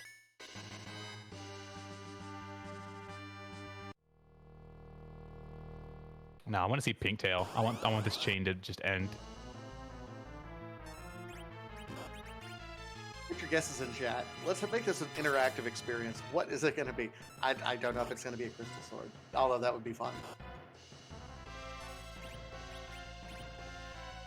I'm hoping for either Pinktail or just like straight up give me a white spear that you can't use. A ninja sword. Oh my gosh, Scratch, like these runners are going to watch back this VOD and just like have to wonder why I'm being so mean to them. What evil did you put on me? Yeah, he willed it into existence. It didn't already exist. Blame Pan. He did the whole thing. Yeah. Hashtag blame Pancras. Hashtag Zoe is innocent. And drum roll, it is Zeus Gauntlet. Hey, Possumorphous got it right. We had, with our game of what it was, Possumorphous called Zeus Gauntlet, and that is exactly what it was. So you can collect your prize, and your prize is the fact that I get to say that you called it right in a VOD that will live on in eternity. So good job. Yeah, I mean, he does make a good point. That's a Power Rogue Zeus Gauntlet Excal Cecil. That's scary. Yep. Although we're not going to keep that Zeus Gauntlet because we're probably going to have to Crystal Rig him up. Yeah. Or Curse Rig him up. Okay, CNC has come back into the Giant after saving. Is he going to do the same exact thing that Scratchdragon does? He got through the Baigen at the Crystal Sword altar. He has his Luka Key in hand. His main hope here is to not do what he's doing. Come on, what? Oh! He's making the same gamble that Scratch is. He feels behind. And so he says, I can't continue clearing the moon. I need to go back and check this, probably just check this Luca key. Little does he know that that's not what he needs to do to have a chance here. Yeah, it's all about strategic gambling, and that's what randomizers are about. There's a statistical probability, there's a statistically correct thing to do, but you never know. And if you feel behind, making the statistically inferior play, if it ends up working out, is a good thing for you. Heading straight for Sealed Cave. Yep, he's going to see that magma key. This is identical to what Scratchdragon has done. Honestly, aside from the character routing and Scratchdragon having faded Fubul on the overground the first time, these seeds have been played identically. Miltask says Scratch checked Luca. Yeah, the first thing he did when he came back. Meanwhile, Scratchdragon is coming back down. He's going to take out this demist. Going to get a key item check here. If it's not what he wants, he'll be able to check the Rydia's mom. I can imagine he might leave a save here. Go check Rydia's mom before doing this Valvalis. That would probably be the smartest play. Like, I would go save. Like, I'm the dummy. I would save and then go kill the boss again. But the faster check really is going and checking Rydia's mom first. Yeah. Because it's just one key item, either Baron key or Adamant at this point in time. Either one will get us go mode.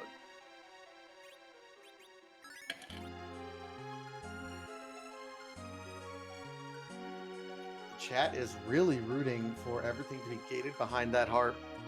I know. I hear you, chat. I mean, and it's an increasing possibility the further we get into it. Hour 33. This is about when most runners are seeing a dot done. Their blood pressures are rising and getting higher right now. Knowing where they're at in the race, they're not even close to go mode. They have no idea how far away they are. And they don't see a dot done. They're both thinking, we messed up somewhere. Yep. CNC sees the magma key, already knows where Demist is, goes, I don't even need to see what this boss is, resets back out, goes right to tower. Like, he has to just be seeing Scratch's footprints in the sand at this point. Like, this is uncanny. Scratch going ahead and zerking up his Cecil. This Cold Mist is not hitting for anything here.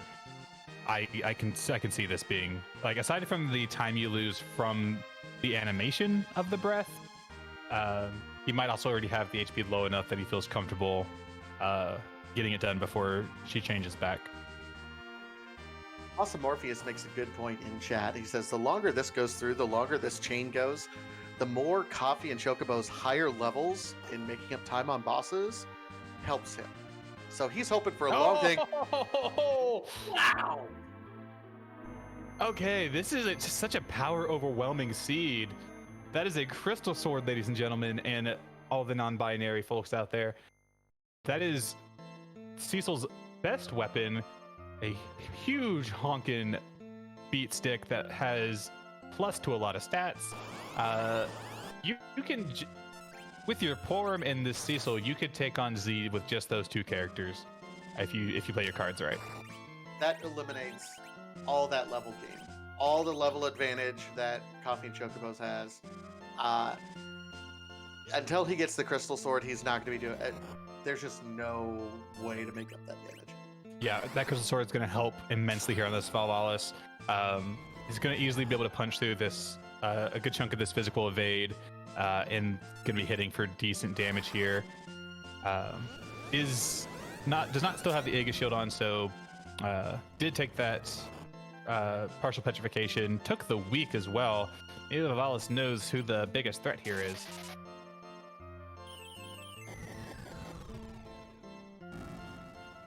Just swing away at this point.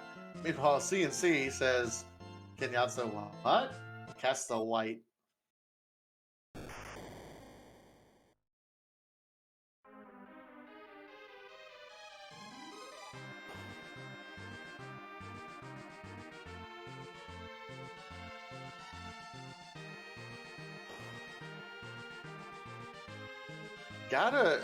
Scratch is just kind of letting everything go. just hoping to get through to damage. Doesn't care as long as Vivalas isn't swinging at Cecil. She's fine. Yep. Has a blink up there if I am kind of parsing this correctly with all the status effects going on. Yeah, it looks like there's a blink there. CNC is done with the Kainatsu, has made it down to these D-Lunars, so has his Legend Sword in hand, will shortly be leaving the tower and getting his Zeus Gauntlet. And meanwhile, we're going to find out, was this Val the answer? Stardust Rod, no. I mean, Rydia's happy. Yeah, Rydia is very happy. Scratchdragon, probably a little less so. I imagine we're going to see a check of Rydia's mom, and then at this point, we've got Dwarf Castle and Twin Harp, and the stuff that was left on the moon. And it looks like, yeah, Scratch is like, okay, we'll turn in mom. We'll do it. Chat, what do you hope? What's everyone hoping? I want to see a pass here. That would be good. I'd actually like to see a pass too. It would still be It would be beneficial, but it would not be what they want right now. It's Runex. It's even worse. Oh, okay. Pankraz, you've done your job. This is a work of art at this point. Well done. And Scratchdragon says, no, I faded it too long. I'm doing Dwarf Castle now. I feel really bad for CNC here because it's possible he decided to fade that Twin Harp. You know, confirmation bias of it really punished him in his first race.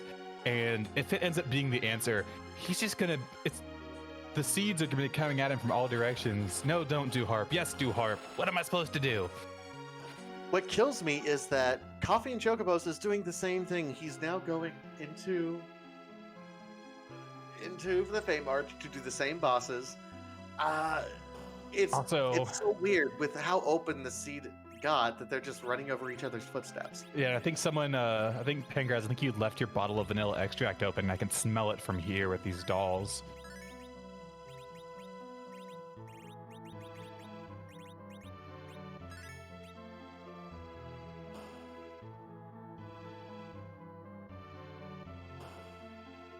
Oh my goodness. Gotta get a Quake off. This will be short work here. Again, I think he's keeping Tello down just because he's worthless at this point in time. I mean, maybe some blinks here and there. But... Yeah, honestly, probably just keep him down so you don't have to menu out of his turns at this point. CoffeeAndChocobos doing Val first. Of all the things to do first, to not have your crystal sword. Yeah, he's gonna do this. He'll do demist, and then he'll be like, "Man, I wish I had that crystal sword for Valvalis." Meanwhile, Scratchdragon, a quake from that Rydia takes down those dolls. Are we gonna get more vanilla here? No, we see Maga Sisters. I mean, hey, we got a Runex now. Hey, look, it's a cane for that, for that Gungnir spear and that rune axe and the Dragoon armor. Toyota can't use them. And also for the Valvalis. This is just a great spot for the Maga Sisters as well, because even though this is Golbez's spot, he casts a lot of scary magic, but they wanted him to just cast scary magic, not actually wipe the floor with you. So his magic power is pretty low. And it's got very low HP split across 3 units. This is over. And we'll see. Is it here? If it's here, Scratchdragon's going to be sweating. He doesn't know he's in the lead, but he's going to be like, oh, this has been here for so long. And if it's not here... We've got to do music, because I doubt he goes back to the moon. I was going to say, moon or harp, if nothing's here. Or I don't think he goes back to the moon. I think leaving the moon is something that you commit to, just like anything else we were talking about. And I feel like you don't want to leave your go mode on the blue planet at this point. Earth crystal! Yes! Oh my word! Well, okay, so on the one hand, we have a Stardust Rod, a Crystal Sword, a Zeus Gauntlet, a White Shirt. I don't think we're seeing this treasury being opened. And maybe we'll see some divergence here. CNC might go to Dwarf because he's already underground. But we could potentially see something where Scratchdragon does Zot before Music. In my opinion, Music before is better routing because you don't have to come back to this area. But he's going in. Is he going to go do Zot? Yeah, he's doing Zot. He's fading the treasury room. Still fading Music, Scratchdragon. He's... This is so delicious. I would like to point out that the pan is still on the table. It could still be at the Twin Harp. It could still hold the Baron Key and the Adamant Rock. Yeah, Moonblaze Wolf is right. You're presuming if it's at Twin Harp, you've lost. Now, I would also make some presumptions at an hour 42 in a seed. If you don't see a dot done, you can no longer safely bet on what your opponent has done in a one-on-one. Oh, yeah, no, at this point, you have no idea. Because if there's something obvious that you would have already lost by, you have to go, okay, well, they clearly didn't do that. So kind of by the same logic, if it was Twin Harp, you had already lost. But at the same time, you think of if it's not Twin Harp, like that's why the seed is still going. Like, what is happening? I'm starting to get worried because there's some bosses that we haven't seen that. Yeah, there's still a Golbez and a Wyvern on the table, and a Golbez here at the top of Zot is very, very annoying. His spells hit very, very hard. All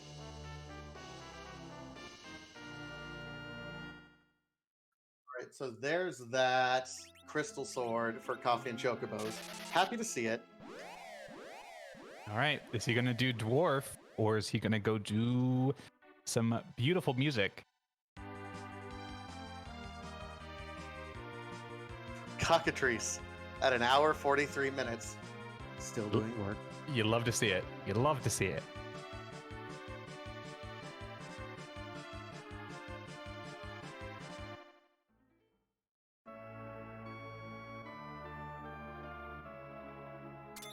Yeah, we're running out of boss spots to kill, and we're running out of bosses that you don't mind seeing. Oh, hi, Second Cecil. I mean, that would be fantastic if we could get him. Right? CNC getting his rune axe. Now, what do? You gonna keep following Scratchdragon's footsteps here? Or are you gonna branch out and become your own racer? Oh, he's gonna do it. He's gonna do Harp. Let's get some harps in chat.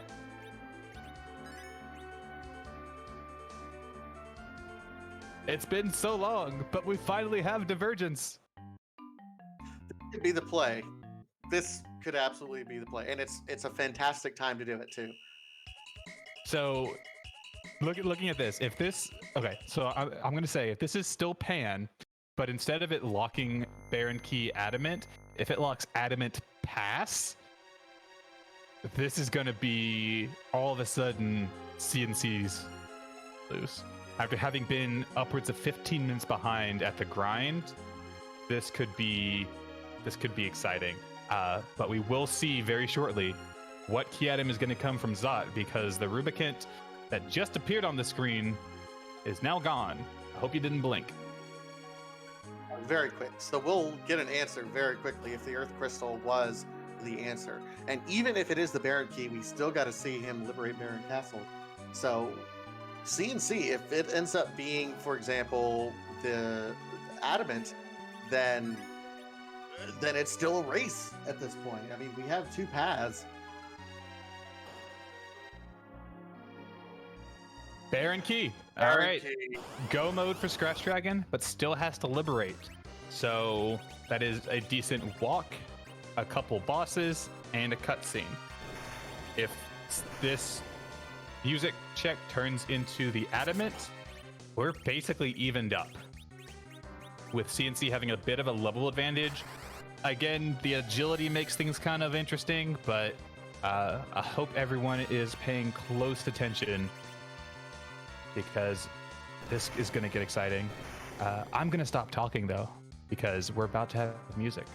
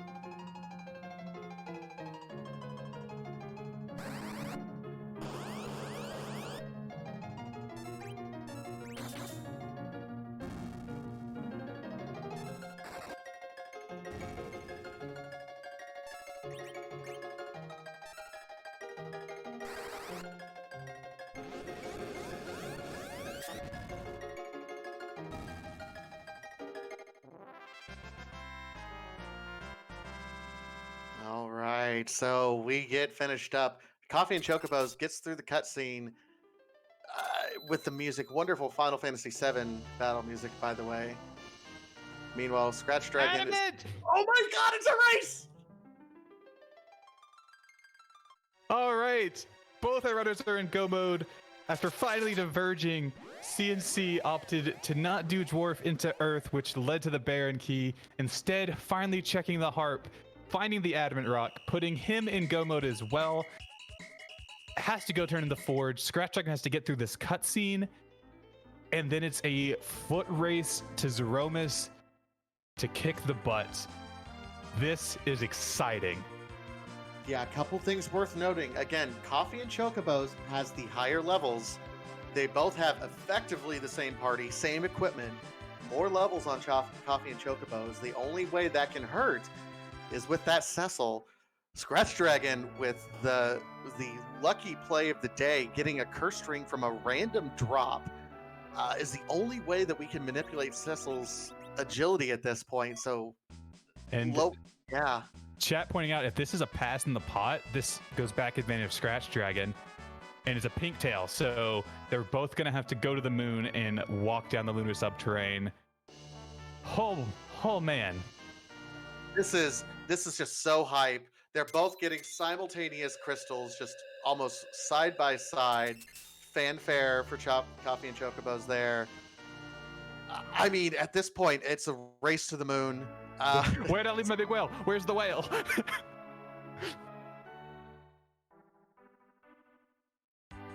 All right, Scratchdragon has a small lead in the foot race, having been on the overworld, getting his crystal. Initiates the sequence to go to the moon. Coffee Chocobos is coming out. I'm going to try and keep an eye on the timers of when they both enter the lunar subterrane to see what the difference is between these runners. Going to be almost nothing, like less than 15 seconds, I think. 5. Okay, 1:55.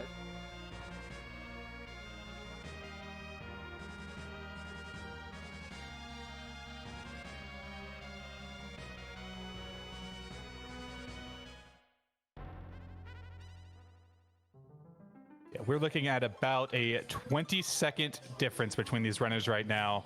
That is very, very little in the scope of a Threemus fight. Oh man. I mean, keep in mind, there's no Bacchus wines. There's no of the J items sort of setup that you normally do. I don't even think we found silk webs at this point in time. So both runners, I mean, this comes down to execution at this point. Will the extra levels that Coffee and Chocobos grabbed make the difference here? Hold on to your butts, folks. This is a good race between these two. Both of them 0-1, fighting for their tournament lives going forward.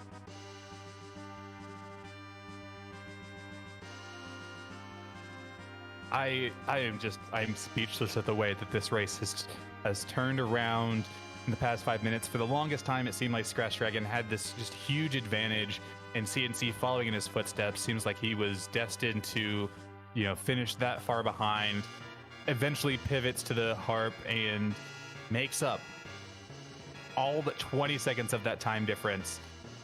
And it's worth noting, because it was brought up in chat, if there's dot dones at the exact same time in the race channel, they go back and retime everything just to make sure if it's a legitimate tie or not. So if it's close, we may be doing some retiming. I don't want to put that evil out there, but it's possible. Yeah, folks. we will. If that is the case, if it is too close to call, I'm sure our lovely admins will let us know, so we can let y'all know that it will be under review. But in the meantime, CNC has done his save. Scratchdragon is going through the crystal rooms here, and I think with all these Z flags, we have a question to ask. Vitasia, what is that question? Oh, that question. Hang on, I want to get a clear throat for this. Whose butt are we gonna kick tonight? Excellent. I'm going to try my use my new mic and do like a radio thing and just go, whose butt are we going to kick tonight?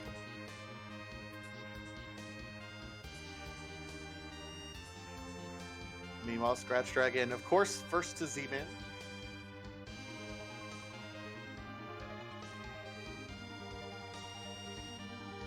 I want to see a Zeroma sprite worthy of this race. Absolutely. For those that don't know, the lovely Scala Kitty and our wonderful head developer Boardface have put together a litany of different Zeroma sprites from all across video game history, as well as a ton of memes. Because we can't randomize much about Zeromus because he's too hard to put anywhere else, and etc. etc. We get to see a different face every time we come here. Otherwise, it would get very boring very quickly.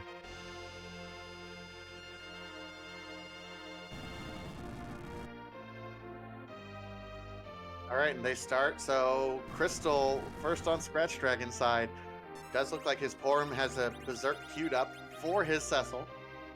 This is good. This is so very close. Ah, yes. Kaiba. Screw the rules. I have Big Bang. Coming after you, Yamayugi. As someone who unironically plays a lot of Yu-Gi-Oh, I'm really happy with this.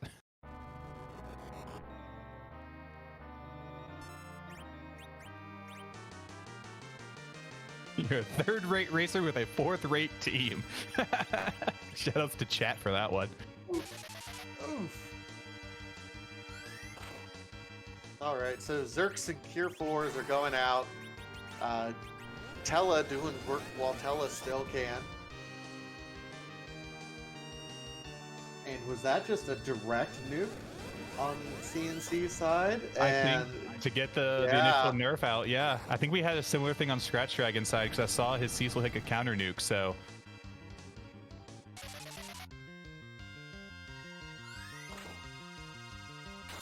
Oh, Scratch is parrying with Rydia, not doing anything.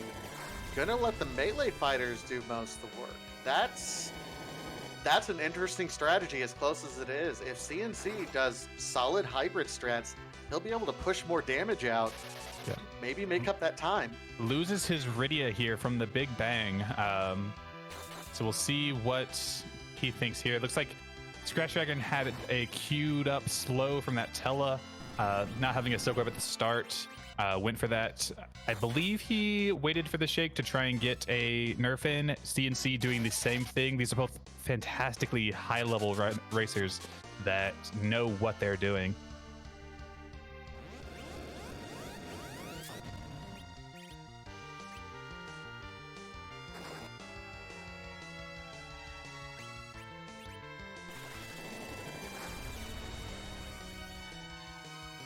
Down goes the Rydia on Scratchdragon's side. Oh, that was a bad Big Bang. Plus black holes for Scratchdragon. Both of these runners, neither of them are in terribly great shape right now. Got the same party members alive. Oh man. A bad Big Bang roll. I'm more worried about Scratchdragon because of that lower HP pool. Those extra levels are actually helping Coffee and Chocobos at this point in time. Yep, going for the life 2 here to get Rydia up. Get her back into the fight to do some damage. I like it. If she'll survive this Big Bang. Ooh.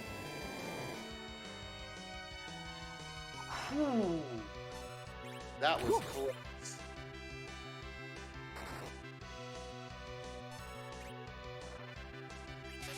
Yeah, the nice thing is your Yang, and even at this point, your Cecil has enough HP that you're not terribly concerned about them surviving.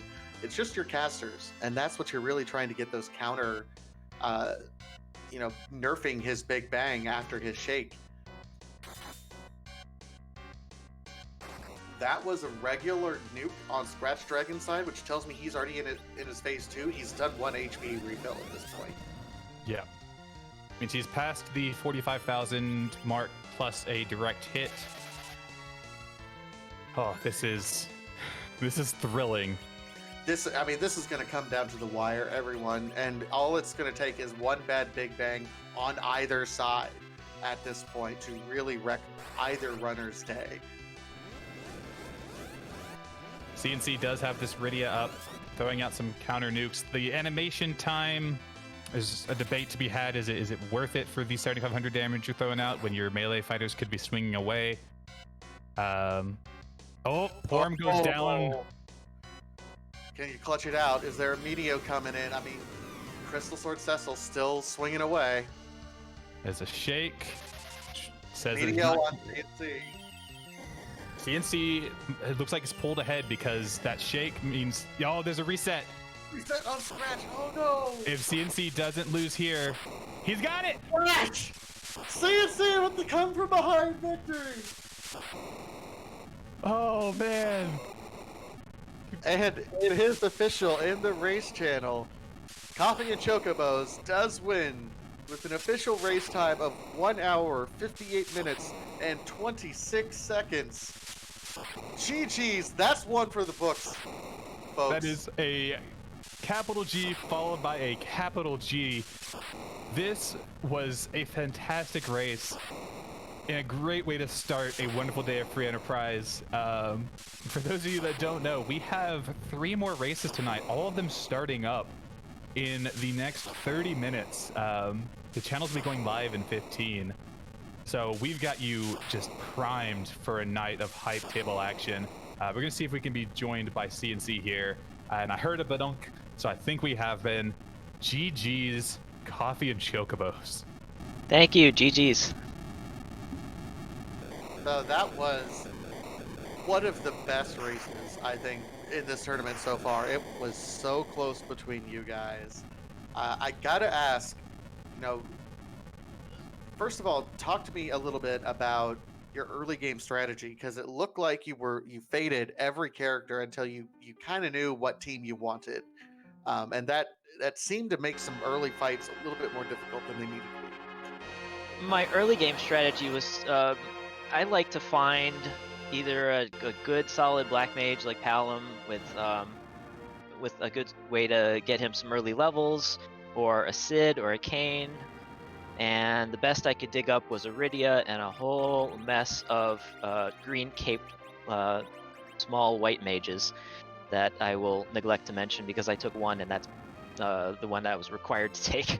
And then I traveled the world looking for something to make Porum a little bit more powerful. Looking for a power staff, hopefully. I mean, the best I dug up was that headband and an archer bow, which, as it turns out, was enough for the Mylon Z.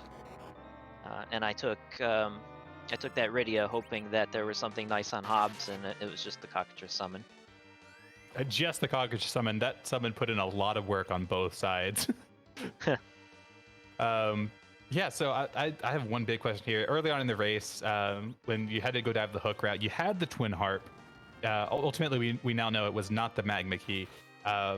But someone in chat mentioned that you might not be doing that because in your first race of tables, you kind of got burned by doing Harp that just didn't pay out. Was that on your mind at all, or are you of the mind that, I can't let that confirmation bias affect me? It crossed my mind as I was walking back from Mom Bomb, because I realized I had peaked the Kaipo character, and I thought, no, I don't want to take a Cecil until I find a second one. And then finding out that Mom Bomb was just a little too hard hitting, a light went on. I had all those nice weapons. I had a nice shield, the black belt, headband, and when I grabbed the Cecil, I picked up the X-Cal. But yeah, I thought, did I fade the Harp subconsciously? But no, it wasn't an active. I don't want to go there yet. It was more, maybe I'll hold off on that until it's a last resort, because it is such a time sink. And going there and finding the 3 Dark Imps, that might have been a little challenging for a mage party, or even a low-level Cecil. I mean, not necessarily challenging, but it would have taken a little extra time compared to, power overwhelming it at the end of the game. Yeah, absolutely. When I saw you going for the Cecil, I thought surely he's going to go do Twin Harp. He's grabbing a melee fighter to not to deal with that MDef, but no, you went back to the hook. You persevered. You got through it. I rarely suggest that runners watch back their VODs. If you get a chance to watch back this VOD, it is just a thing of beauty. You ended up probably falling behind Scratchdragon by about 10 or 15 minutes when y'all were doing your grinds. And you were following in his footsteps exactly up until the point that you decided to go do Twin Harp as he was finishing Zot. And he got his Baron key out of Zot right as you basically got your... we're going into your harp cutscene. So when he finished up, you had your Adamant, and it was about a 20-second difference entering the Z fight because you made up that much time. I can't wait to watch that back. I knew it might have been a huge time sink to go and do Luca and the Fey March, and it turned out to be a waste to do Fey March. Hey, Crystal Sword's not bad. Not bad. Xcal was already pretty good, so going Xcal to Crystal isn't as drastic as, say, Ogre X to Crystal, but I'll take it. And I will admit that going and doing the Bottom of Moon and finding a Luca key up there, having already accidentally slingshotted my Cecil, I didn't realize he was 5 levels behind the median until I saw the levels roll in. Yeah, and then 61 Cecil. That's fun times. Oh yeah, and then that Luca key gave me a little bit of dread, like, oh god, what if the Baron key or one of the forged pieces is guarded by a Wyvern there? But fortunately, it was just nothing. It was the Magma key. I could reset out of it. Yeah, I mean, it was just a fantastic race. What were your feelings as you were going through, all the moon checks and everything? Did you feel behind? Did you make some decisions that you normally wouldn't have because of whatever you were feeling at that point in time, or what was your mindset going through it? Coming out of the moon, I felt behind for sure. That's why I didn't do the couple of top moon spots, and I was just looking for quick checks, quick things to roll through. I totally faded Sheila 1, I think, which was in the back of my mind, but I figured since we both hadn't finished by then, it couldn't possibly have been Sheila 1, so I didn't pursue that any further. But yeah, leaving the top of the moon hanging and seeing that it was what was it, Pan? Was it Pan to Earth, or was it K Bahamut to Earth? We never found Pan, or Earth was at Dwarf. Oh, was it? Okay. Yep. Yeah, having already filled out my party, Dwarf Castle is usually a little bit lower on my priority list. Yeah, both of you, once you made it to the moon, you did the Ribbon Room, White Spear, Masamune, Crystal Sword, and then both left to immediately go to do Sealed Cave and then Fey March. And then after checking Threemus is when y'all diverged finally. Meanwhile, Scratchdragon has made it through his real miss with a final time of 2 hours, 5 minutes, and 35 seconds. GG's to Scratchdragon, and for anyone that is just looking at these final times, this race was a lot closer than that. And I heard yet another badunk. So I believe we have Scratchdragon in here. GG's. GG's. What a rude game. Blame Pankraz. It's his fault. I should. I played him yesterday. Oh, it was a fantastic one to watch from our perspective, though. I'm glad you guys enjoyed it. There was multiple occasions when me and Vitasia practically screamed into the microphone, and I feel a bit bad for chat because it was an edge of your seat thing there for about the final 20 minutes. Oh man. I gotta ask you, Scratch, because one of, I think, the gutsiest plays you made really early on when you were still doing Party Cop, we had nothing decent for Cecil, and you're like, yeah, okay, I'll take him. I'm cool with the Cecil. There were a couple decent things. I had picked up an Ogre Axe by that point. I said, yeah, I can use him, especially if I have to run Hook, which it feels like 90% of the time you're doing the Hook route nowadays. But no, I don't mind having Cecil. Really, Cecil is actually really good to have, is like half the time. I mean, at the time I was thinking about it, I had Yang already. I'm there like, okay, if anything, I can make Yang my big old carry for the second half of the game, and I could take Cecil and just beat him down, and he can be my anchor. But it just ended up once I went to Eblin and I found the Excalibur, I was there like, okay, cool. Found a light sword. Okay, great. Found an Excalibur. Okay, let's go. So the question I want to ask you is, do you know what the odds are that you got that cursed ring out of the Alt Gauntlet in Ordeal's Mirror Room? I believe it's something like 1%. 0.024%. Oh. It's a 1 in 64 chance to even get a drop, and then it's a 1 in 64 chance for you to have gotten that cursed ring. Nice. So that was the other thing that was in my mind once I had picked up Cecil, was I saw that I picked up the curse ring, and I was there like, all right, I got it off a drop because I didn't get it out of a chest. And I was there like, all right, lucky me. And then I just didn't end up using it. Hey, you both kind of went in with power overwhelming strats. I think CoffeeAndChocobos just ended up leveling a little bit more. Had slightly larger HP pools that helped survive both Rydia and Porum, some of those higher roll big bangs. Yeah. If you go back and check, because I was watching the end of the VOD again, my Porum would have lived with 10 HP if she was full up. Oof, that hurts. So when I queued up the attack with Yang, I was there like, okay, what are the chances Porum dies here? And she would have lived with 10, and I was about 20 health down from maximum. Yeah, so like tossing a Cure 2 there would have been a possibility, but you can't really second guess that too much. Well, it wasn't so much throwing out the Cure 2. The safe play would have been to not queue up the attack with Yang, let the big bang play out, and then throw the life. But throw the life, yeah. But what can you do? Sometimes it was just a bad roll. He had rolled a 15, a 13, and then a 15, and then it just happened to be 1854. Yeah. Oh, it hurts, but it was great to watch. I definitely always enjoy watching you run and race, and you still got 4 more, so you're not out of this thing yet. I'm definitely looking forward to seeing more of your races here. Do you have any last thoughts on the seed, or any curse words to mumble quietly towards Pankraz? No curse words to mumble towards Pankraz. So if anyone was watching yesterday, Pankraz beat me because I decided to take the hard difficulty route while he had the magma key. So yeah. Nothing to complain about there. And I was listening in, and I saw that the adamant was behind Twin Harp, which feels bad, man, when you go the long way. Yeah, it happens though.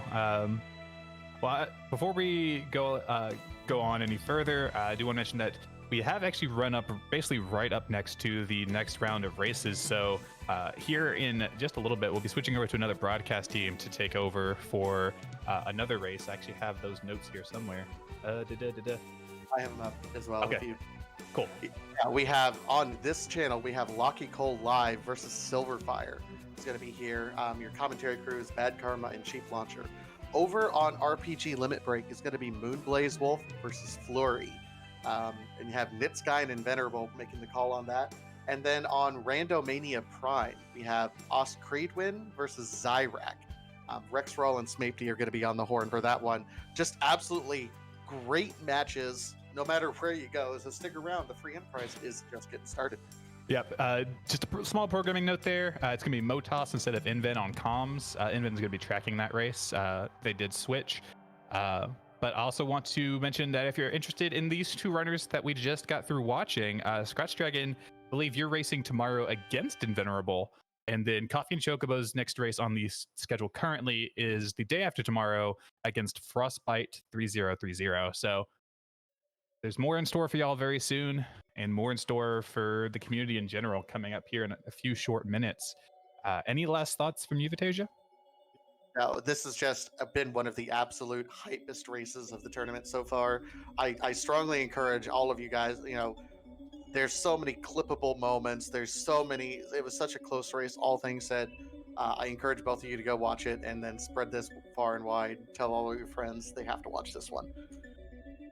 Yeah, this is one for the books. Probably the hypest match I've ever gotten to call. Couldn't have asked for a better comms partner. Couldn't have asked for a better behind the scenes crew with a Stone Dingley tracking and Pankraz doing the restream. So give them some love. But in the meantime, I have been Zoe Vermillion, and I'm trying to throw it over to Vatasia And I have been Vatasia. and I hope that you all have a wonderful night and enjoy the upcoming races. I'll be watching alongside y'all. Have a good evening.